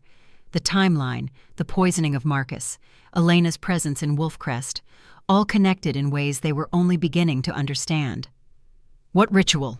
Marcus demanded, menace radiating from him in palpable waves. Victoria's expression closed, professional discipline reasserting itself. "You've gotten all you'll get from me, Alpha. Reynolds has waited decades for this moment. Nothing you do will make me betray those plans." Hunter recognized the shift in her demeanor. She'd said more than intended already and was now retreating behind operational security. Further interrogation would yield diminishing returns, especially given their time constraints. "We move now," he ordered, returning to tactical priorities. "Elena, is Michael stable enough for transport?" She nodded, having wrapped her brother in blankets and secured him for carrying. "He's responding to my healing. The fever's dropping, but he needs continued treatment." Hunter outlined the extraction plan with brisk efficiency. "We'll take the forest route back to the boundary crossing. Marcus's wolves can provide perimeter security while we move. Once we reach the Three Oaks, we can assess our next steps regarding the northern air." The mention of the air caused Marcus's expression to darken again, but he maintained control, focusing on the immediate task of securing their escape. "What about her?" Elena asked, nodding toward Victoria. Hunter considered the beast hunter operative with cold assessment. Taking her prisoner would slow their movement and create additional security concerns. Leaving her alive and able to report would accelerate pursuit. Elimination would be the tactically sound choice, but something in him balked at executing a bound prisoner, regardless of her crimes. "We leave her secured but alive," he decided, rigged to delay pursuit without causing permanent harm. Using supplies from around the cabin, Hunter constructed a simple but effective restraint system that would take Victoria considerable time to escape, even with training. He positioned her away from any potential weapons or communication devices, ensuring maximum delay without excessive cruelty. As they prepared for departure, Marcus paused at the window, golden eyes scanning the forest perimeter. "Movement to the north," he reported quietly. "Reinforcements approaching, approximately half a mile out."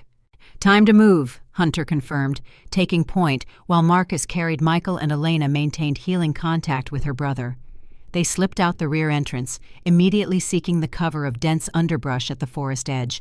Their progress was swift but cautious, using natural terrain features for concealment while maintaining awareness of pursuit indicators. Hunter's guardian senses extended outward, monitoring boundary energies for disruptions that would signal spellcaster activity. They had covered approximately half the distance to the boundary crossing when Hunter felt a distinctive ripple in the energy field, a deliberate disruption pattern that indicated active boundary manipulation. "They're trying to lock down crossing points," he warned the others. "Standard containment procedure to prevent supernatural escape." Marcus adjusted Michael's weight in his arms, the boy still unconscious but breathing more steadily now. "Can you counter it?" Hunter focused on his guardian mark, feeling the boundary energies respond to his awareness.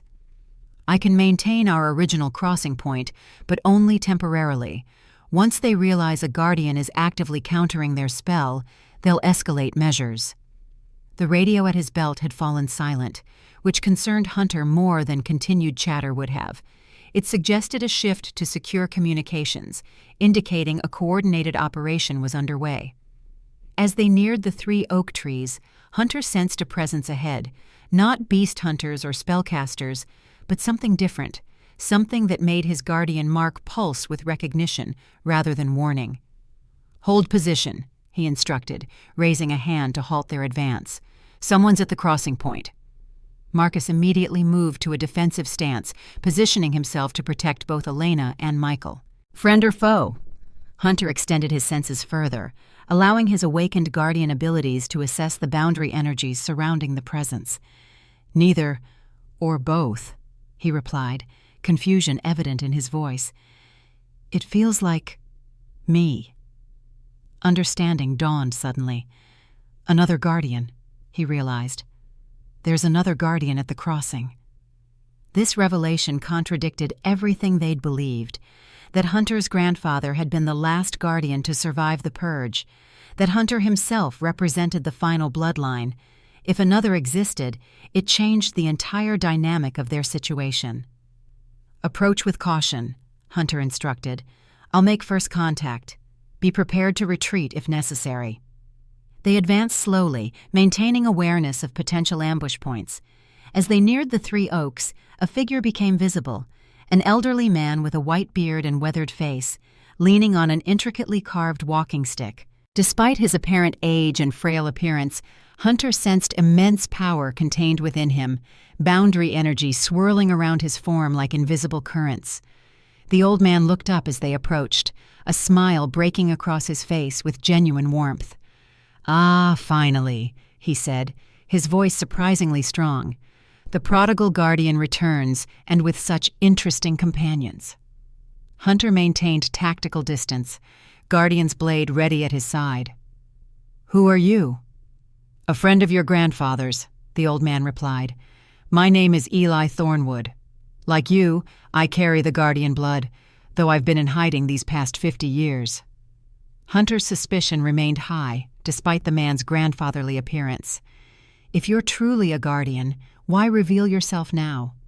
Why not during the purge when others needed you? A shadow of regret passed over Eli's features. Some of us were tasked with preservation rather than protection. Robert understood this. The guardian bloodlines had to survive at any cost, even if it meant apparent abandonment of our duties temporarily. "Convenient explanation," Marcus growled, clearly sharing Hunter's skepticism. Eli's gaze shifted to the Alpha, assessing him with ancient wisdom. The Northern King himself, carrying a fevered child while accompanied by an Omega healer and a newly awakened guardian. The prophecy takes interesting shape. The mention of a prophecy raised Hunter's alert level further. "What prophecy?" "The convergence," Eli replied, as if this should explain everything. When it clearly didn't, he continued. "Every 500 years, the boundaries between territories thin naturally, allowing for greater crossing without guardian assistance. The last such event corresponded with the purge, not coincidentally." Elena stepped forward, maintaining contact with Michael, but focusing intently on Eli. Are you saying another convergence is approaching? Is that why Reynolds is moving now? Precisely, my dear. Eli nodded approvingly. The convergence begins in 3 days' time.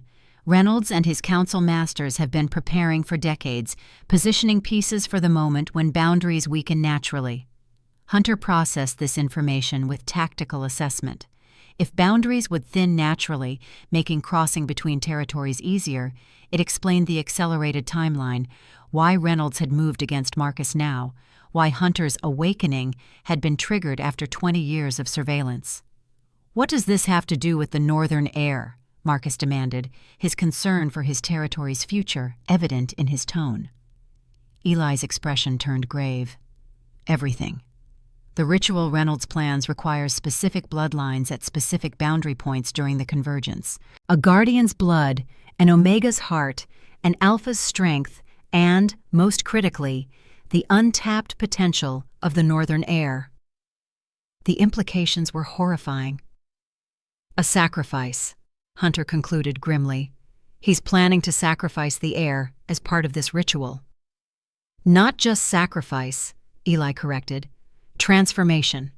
The ritual will channel the combined energies through the heir's untapped potential, creating a focal point for Reynolds to redirect the natural boundary flows permanently.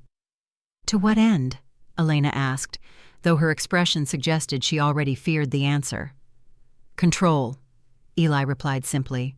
Complete control over all crossings, all territories, all boundary energies. The ability to open or close passages at will, to redirect energies that have flowed naturally for millennia. The strategic implications were immediately apparent to Hunter.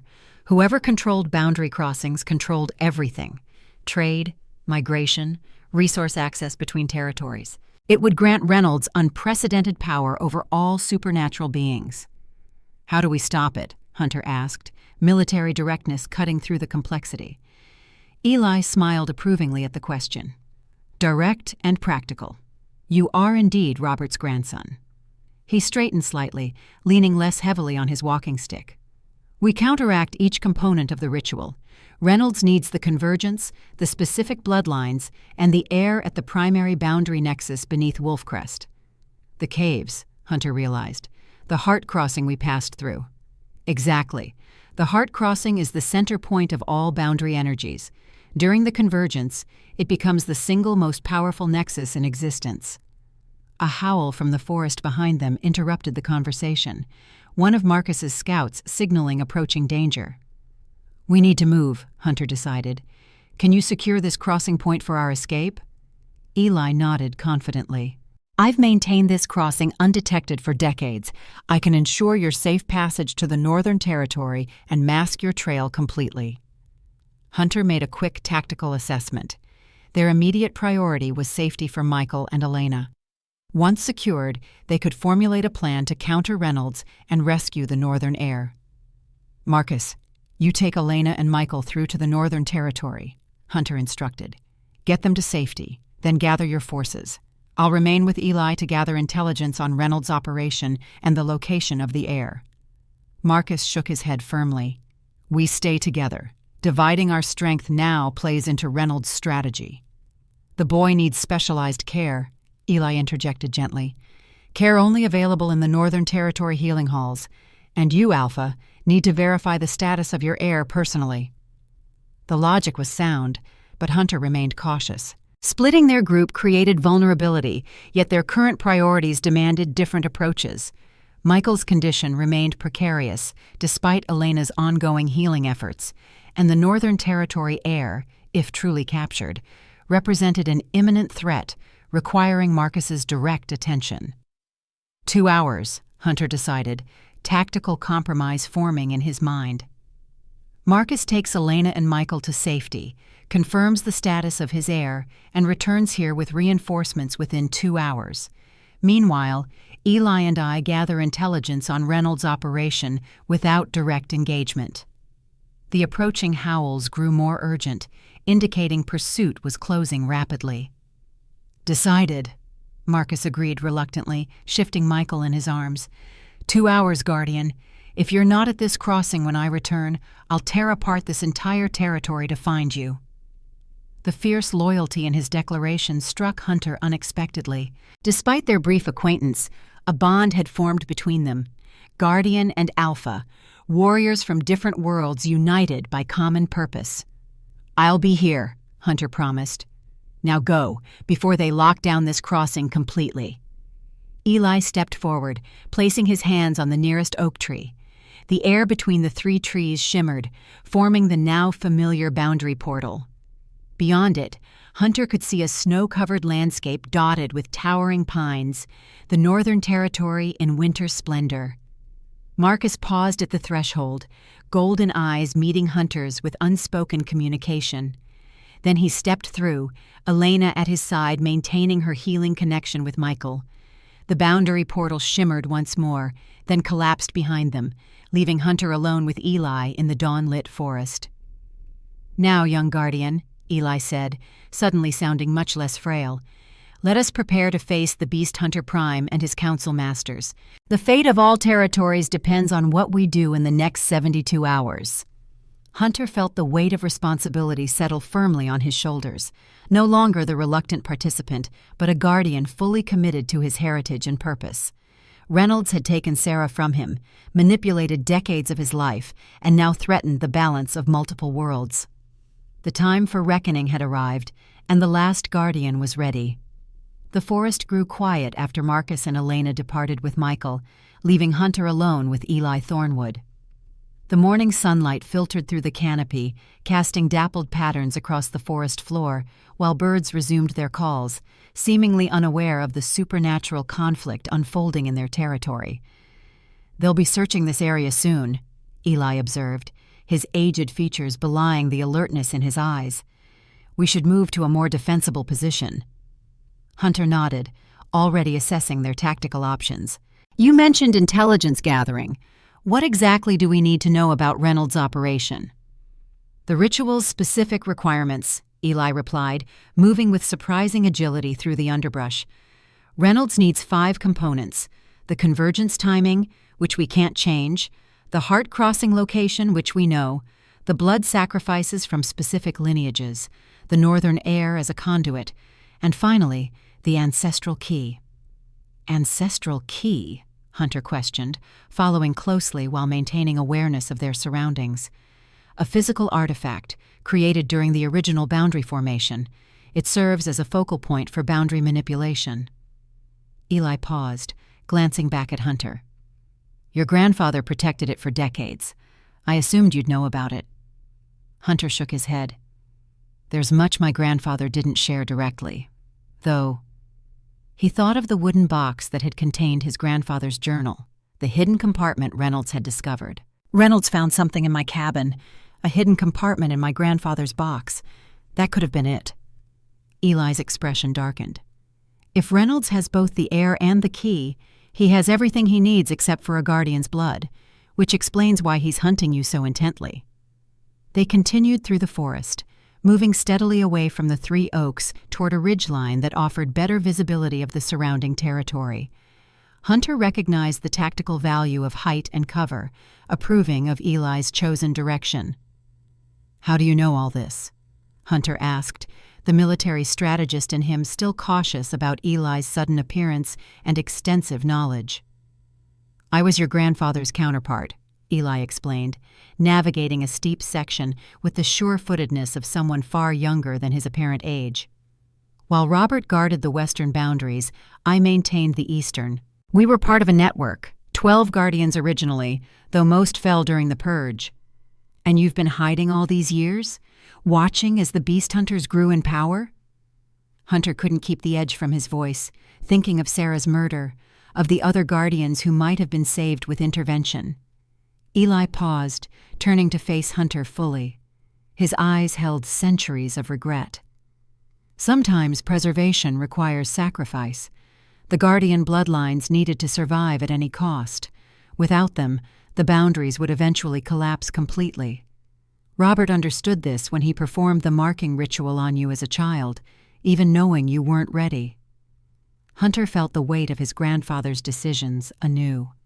The old man had known exactly what he was doing, preparing Hunter for a role he couldn't yet comprehend, planting seeds that would lie dormant for decades until the moment of greatest need. "You've been monitoring me," Hunter realized, "all these years." "From a distance," Eli confirmed.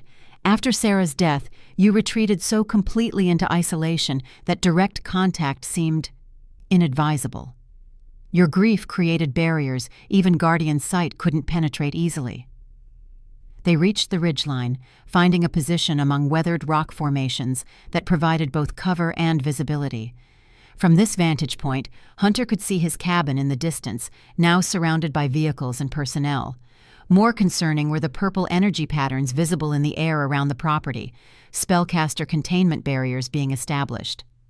"They're fortifying the area," Hunter observed, his tactical assessment automatic after decades of military operations. "Setting up a defensible perimeter. That's more than just a search operation." Eli nodded grimly. "Reynolds is preparing for the ritual.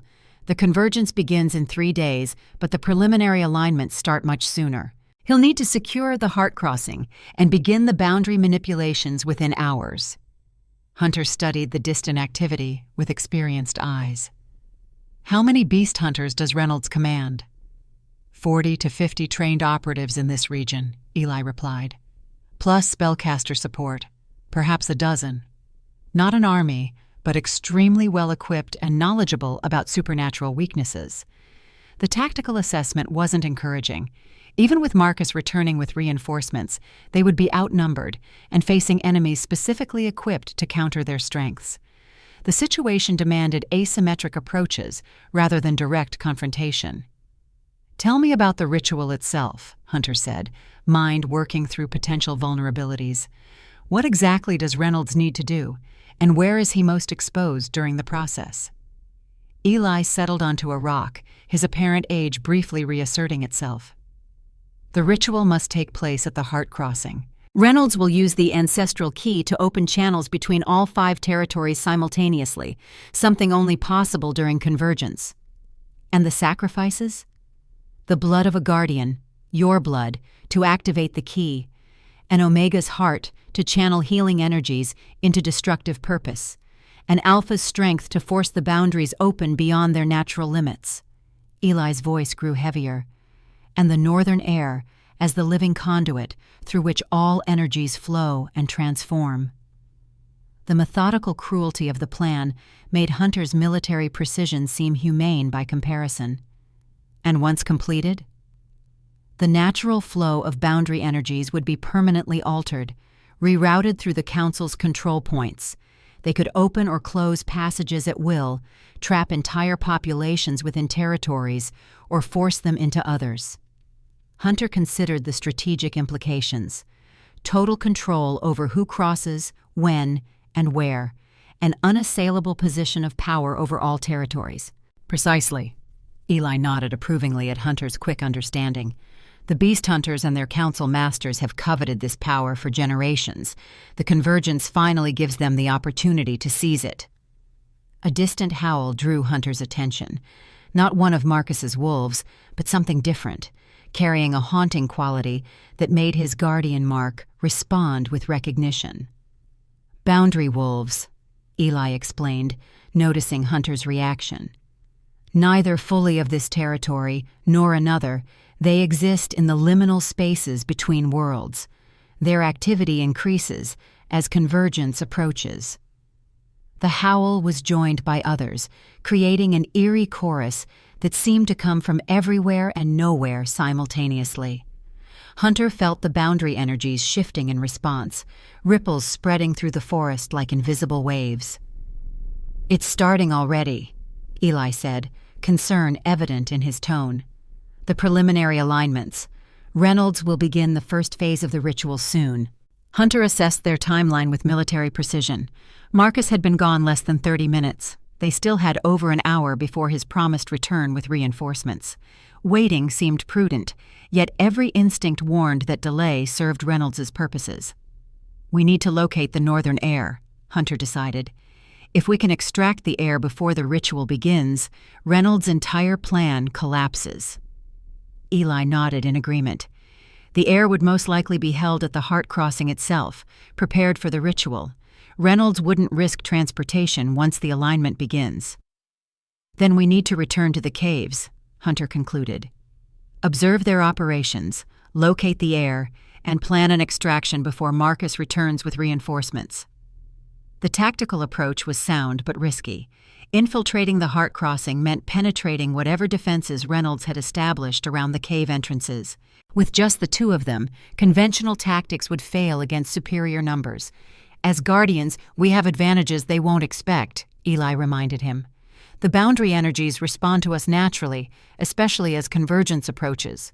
We can access the caves through channels they can't monitor.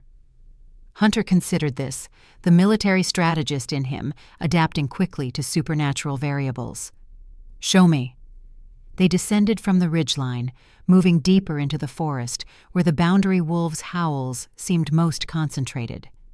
Hunter felt the guardian mark responding more intensely with each step, pulsing with blue energy that occasionally spread visible patterns across his skin. Eli led them to a seemingly unremarkable section of forest where 3 streams converged in a small clearing. The ground here was marshy, with stands of reeds and water plants creating natural screens around the water's edge. Liquid boundaries, Eli explained. Where water flows between territories, Guardians can travel without conventional crossing points. Less stable than fixed boundaries, but harder for spellcasters to detect or block. Hunter studied the converging streams with new eyes, noting how the water seemed to shimmer slightly where the currents met. His guardian mark responded to the subtle boundary energy, creating sympathetic ripples across the water's surface. "How does it work?" he asked, practical as always. "Intent and contact," Eli replied, approaching the water's edge.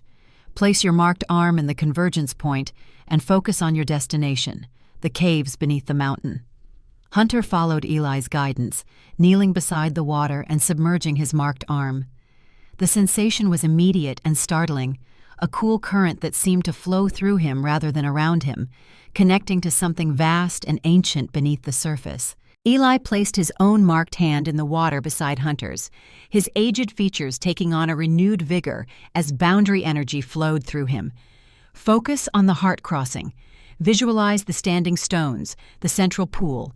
Feel the connection between that place and this one. Hunter closed his eyes, recalling the massive chamber with its circle of monoliths and mysterious pool.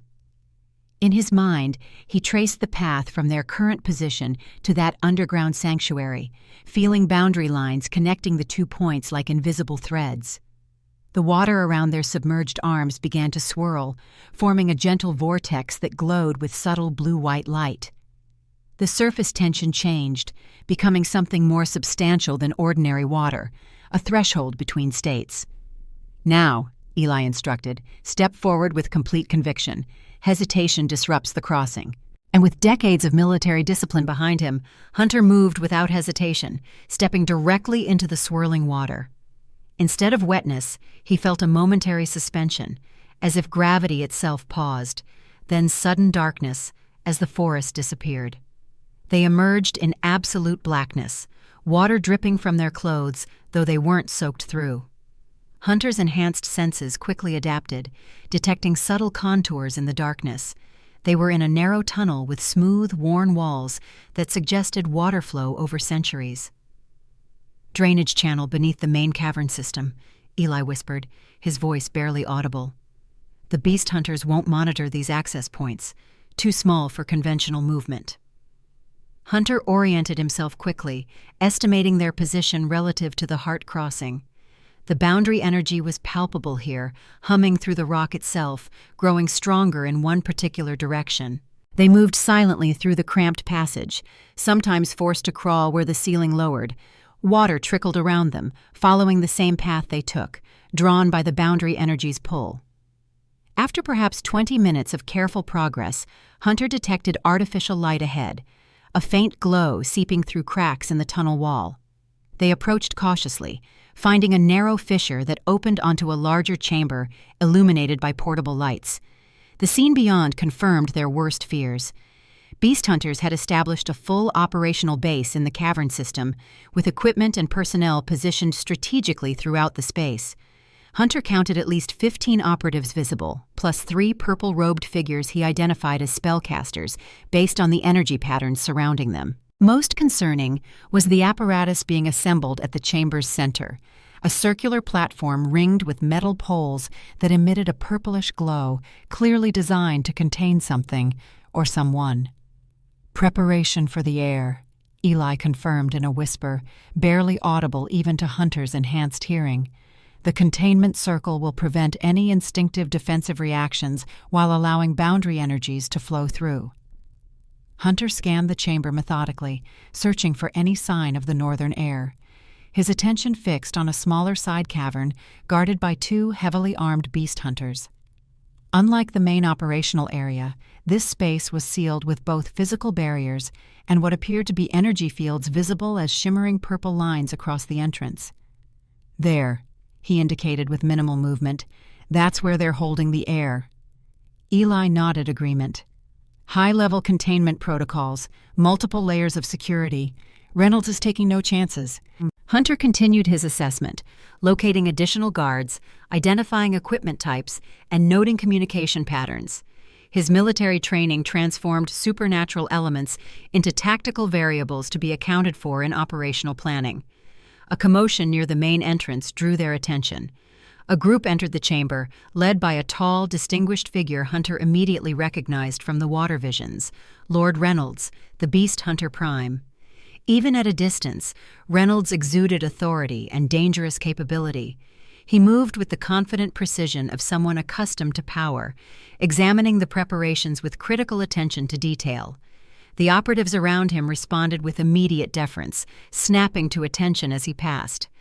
"The ritual preparations are proceeding on schedule," Reynolds announced, his voice carrying easily through the cavern. "The preliminary alignment has begun. We will commence the first phase in approximately 90 minutes. "And the sacrifices, my lord?" one of the spellcasters inquired. "The Omega and Alpha will be acquired shortly," Reynolds replied with absolute confidence. "Our forces have their location in the Northern Territory. As for the Guardian," a cold smile crossed his features, "he will come to us willingly once he understands the true stakes." Hunter felt Eli tense beside him at these words. Reynolds' certainty suggested knowledge they didn't possess, some leverage beyond what they'd already discovered. As if to answer their unspoken question, Reynolds approached the guarded side chamber. "Bring out the bait," he ordered. "I want to ensure everything is prepared properly." The guards removed the physical barriers while one of the spellcasters dispelled the energy field with complex gestures.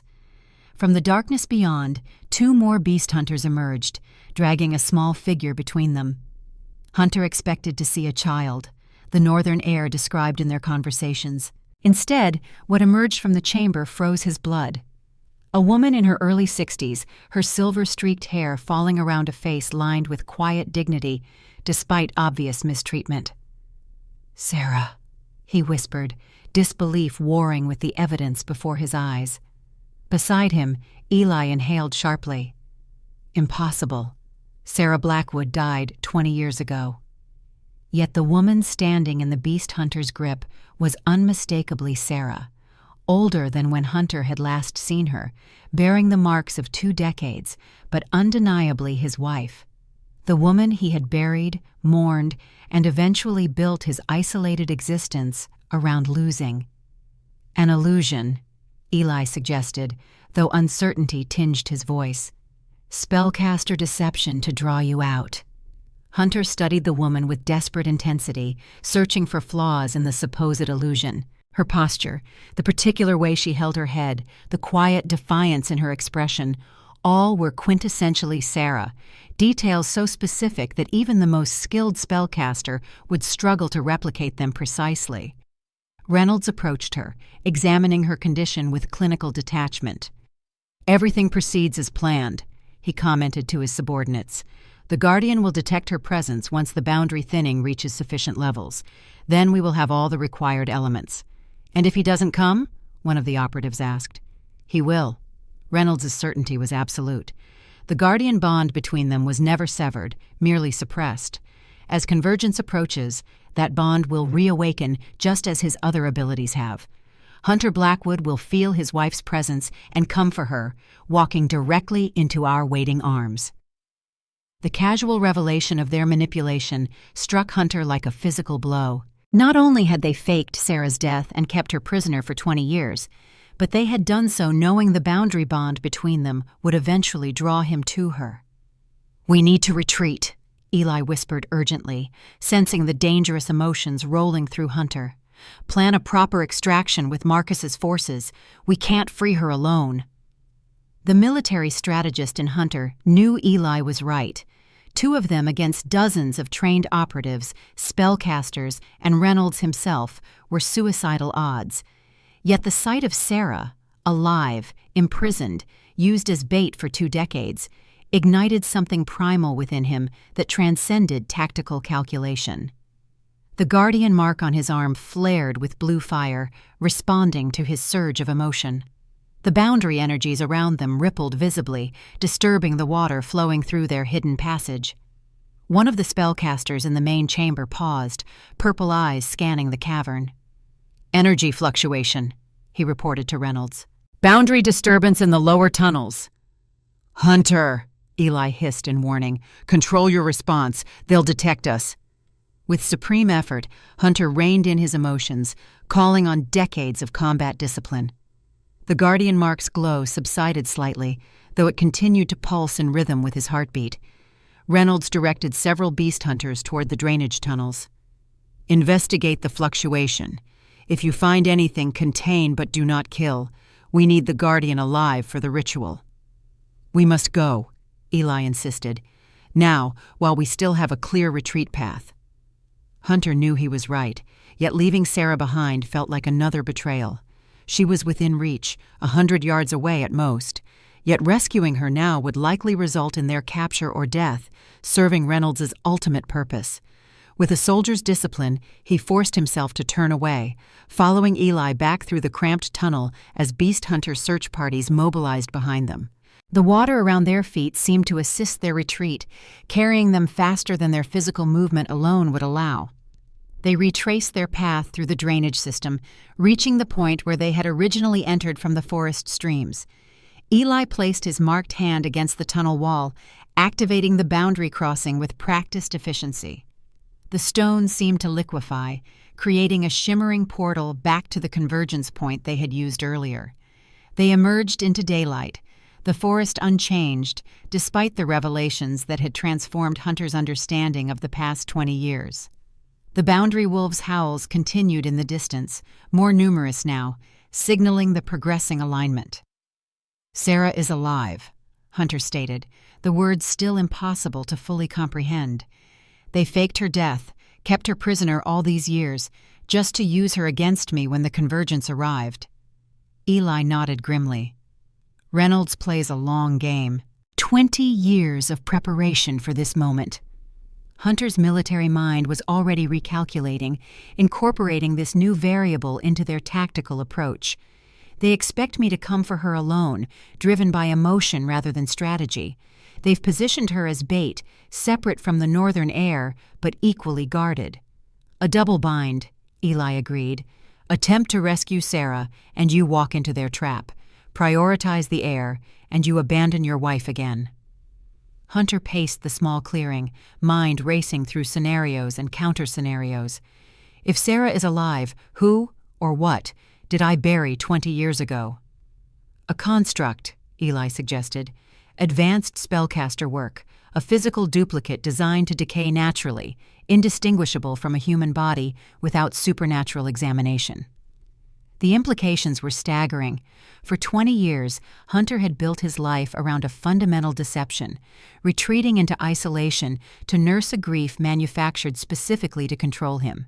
The rage this realization produced was cold and focused, a tactical asset rather than a liability. "Reynolds expects me to detect Sarah through our bond and come charging in blindly," Hunter reasoned. "He's counting on emotion overriding strategy." "As it nearly did in the tunnels," Eli pointed out gently. Hunter acknowledged this with a nod. But now we know their expectations. We can use that. A plan began forming in Hunter's mind, drawing on decades of special operations experience combined with his newly awakened guardian abilities.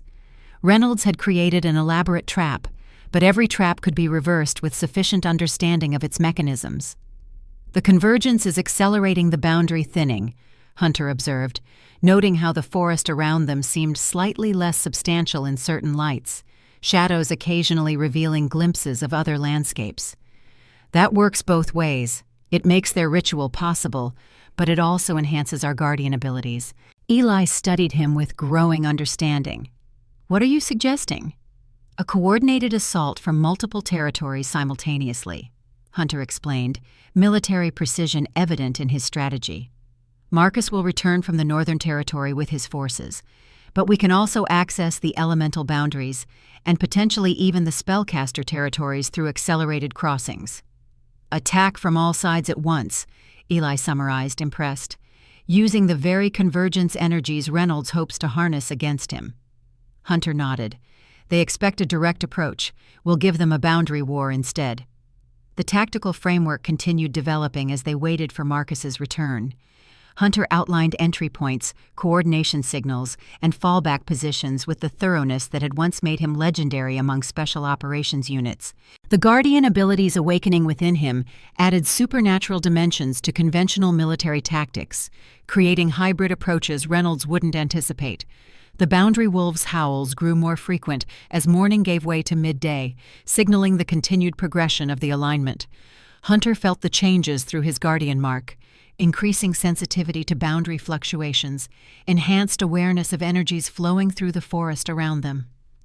"He's coming," Hunter announced suddenly, sensing a powerful disruption in the boundary field near the Three Oaks. "Marcus returns." They moved swiftly back toward the crossing point, arriving just as energy coalesced between the ancient trees.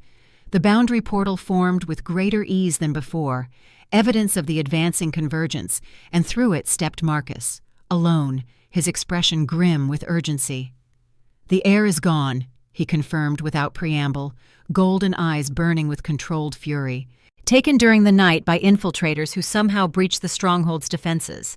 My lieutenants were found unconscious, memory wiped by spellcaster magic."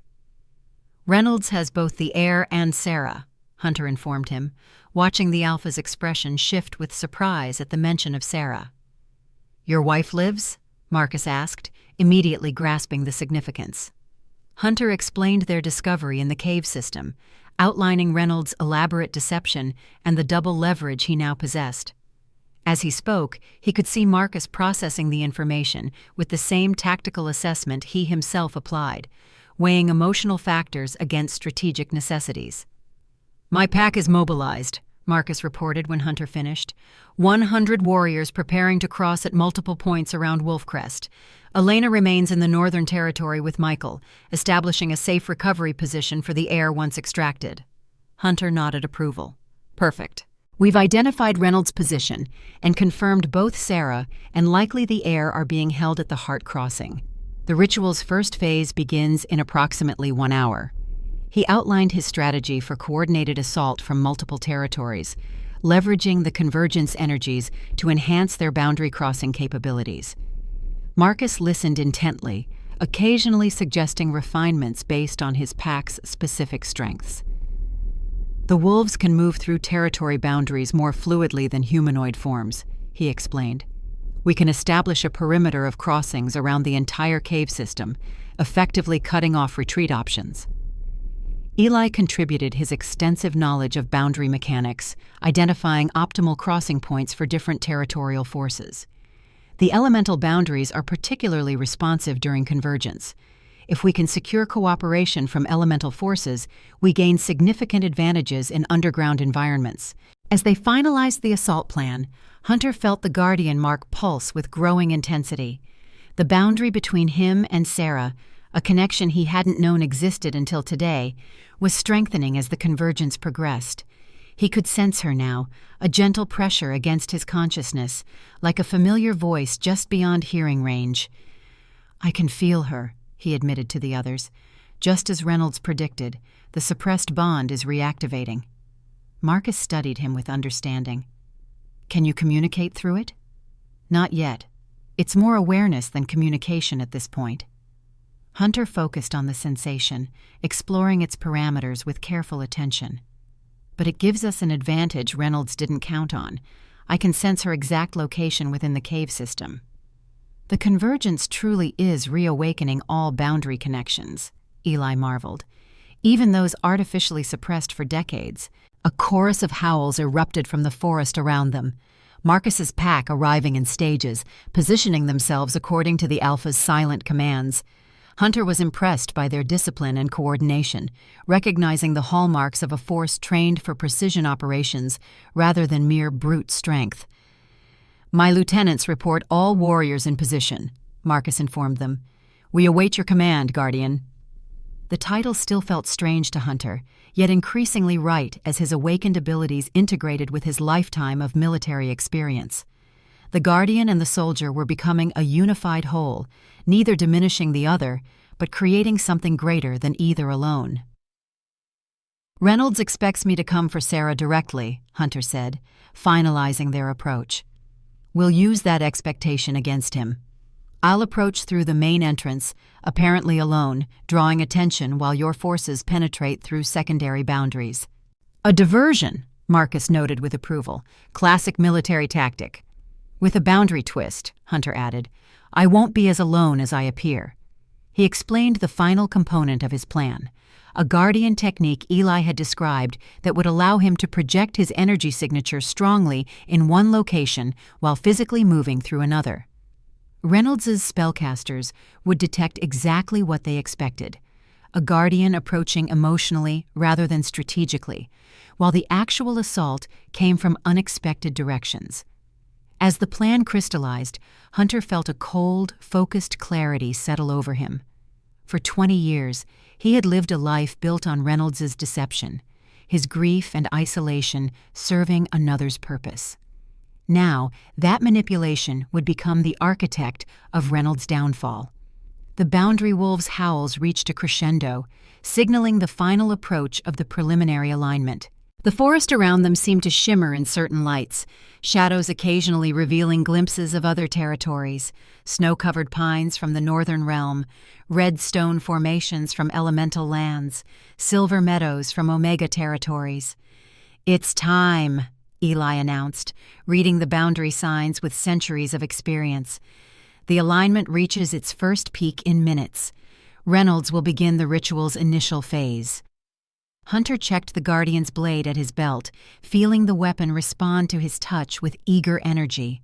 The mark on his arm glowed steadily now, no longer pulsing, but emanating continuous blue light that occasionally traced patterns across his skin. Remember, he instructed the others, our primary objectives are extracting the heir and Sarah while preventing the ritual's completion. Reynolds himself is secondary. Without the sacrifices, his plan collapses regardless of his personal fate. Marcus nodded, though Hunter noted the predatory intensity in his golden eyes that suggested the Alpha had personal plans for Reynolds if opportunity arose. He couldn't blame him. The Beast Hunter Prime had orchestrated attacks against both their families, manipulated decades of their lives, and threatened the balance of all territories for his own power. Synchronize on my mark, Hunter ordered, falling naturally into command mode as he extended his guardian senses to the assembled forces around them. Through his awakened abilities, he could perceive each warrior, each boundary crossing point, each energy flow as part of a unified tactical field. The forest grew unnaturally silent as the boundary wolves ceased their howling simultaneously. In that stillness, Hunter felt the alignment reach its zenith, a perfect balancing of energies between territories that created momentary harmony before the greater disruptions of convergence began. Now, he commanded, his voice carrying through conventional and boundary channels simultaneously. Around them, the forest erupted with controlled activity as Marcus's warriors began crossing through multiple boundary points, their movements coordinated with military precision. The air itself seemed to ripple as dozens of passages opened and closed in carefully timed sequence. Hunter turned toward the mountain that concealed the heart crossing, feeling Sarah's presence more clearly now as the alignment enhanced all boundary connections. The rage he had contained earlier transformed into something more powerful, a cold, implacable purpose that would not be denied. "Reynolds wanted the Guardian to awaken," he said quietly. "He's about to get exactly what he wished for." With that, Hunter Blackwood, soldier, widower, recluse, and now fully awakened Guardian, stepped forward to reclaim what had been taken from him and prevent the boundaries between worlds from falling under the control of those who would use them for domination. The last Guardian had accepted his heritage completely, and the final confrontation was at hand.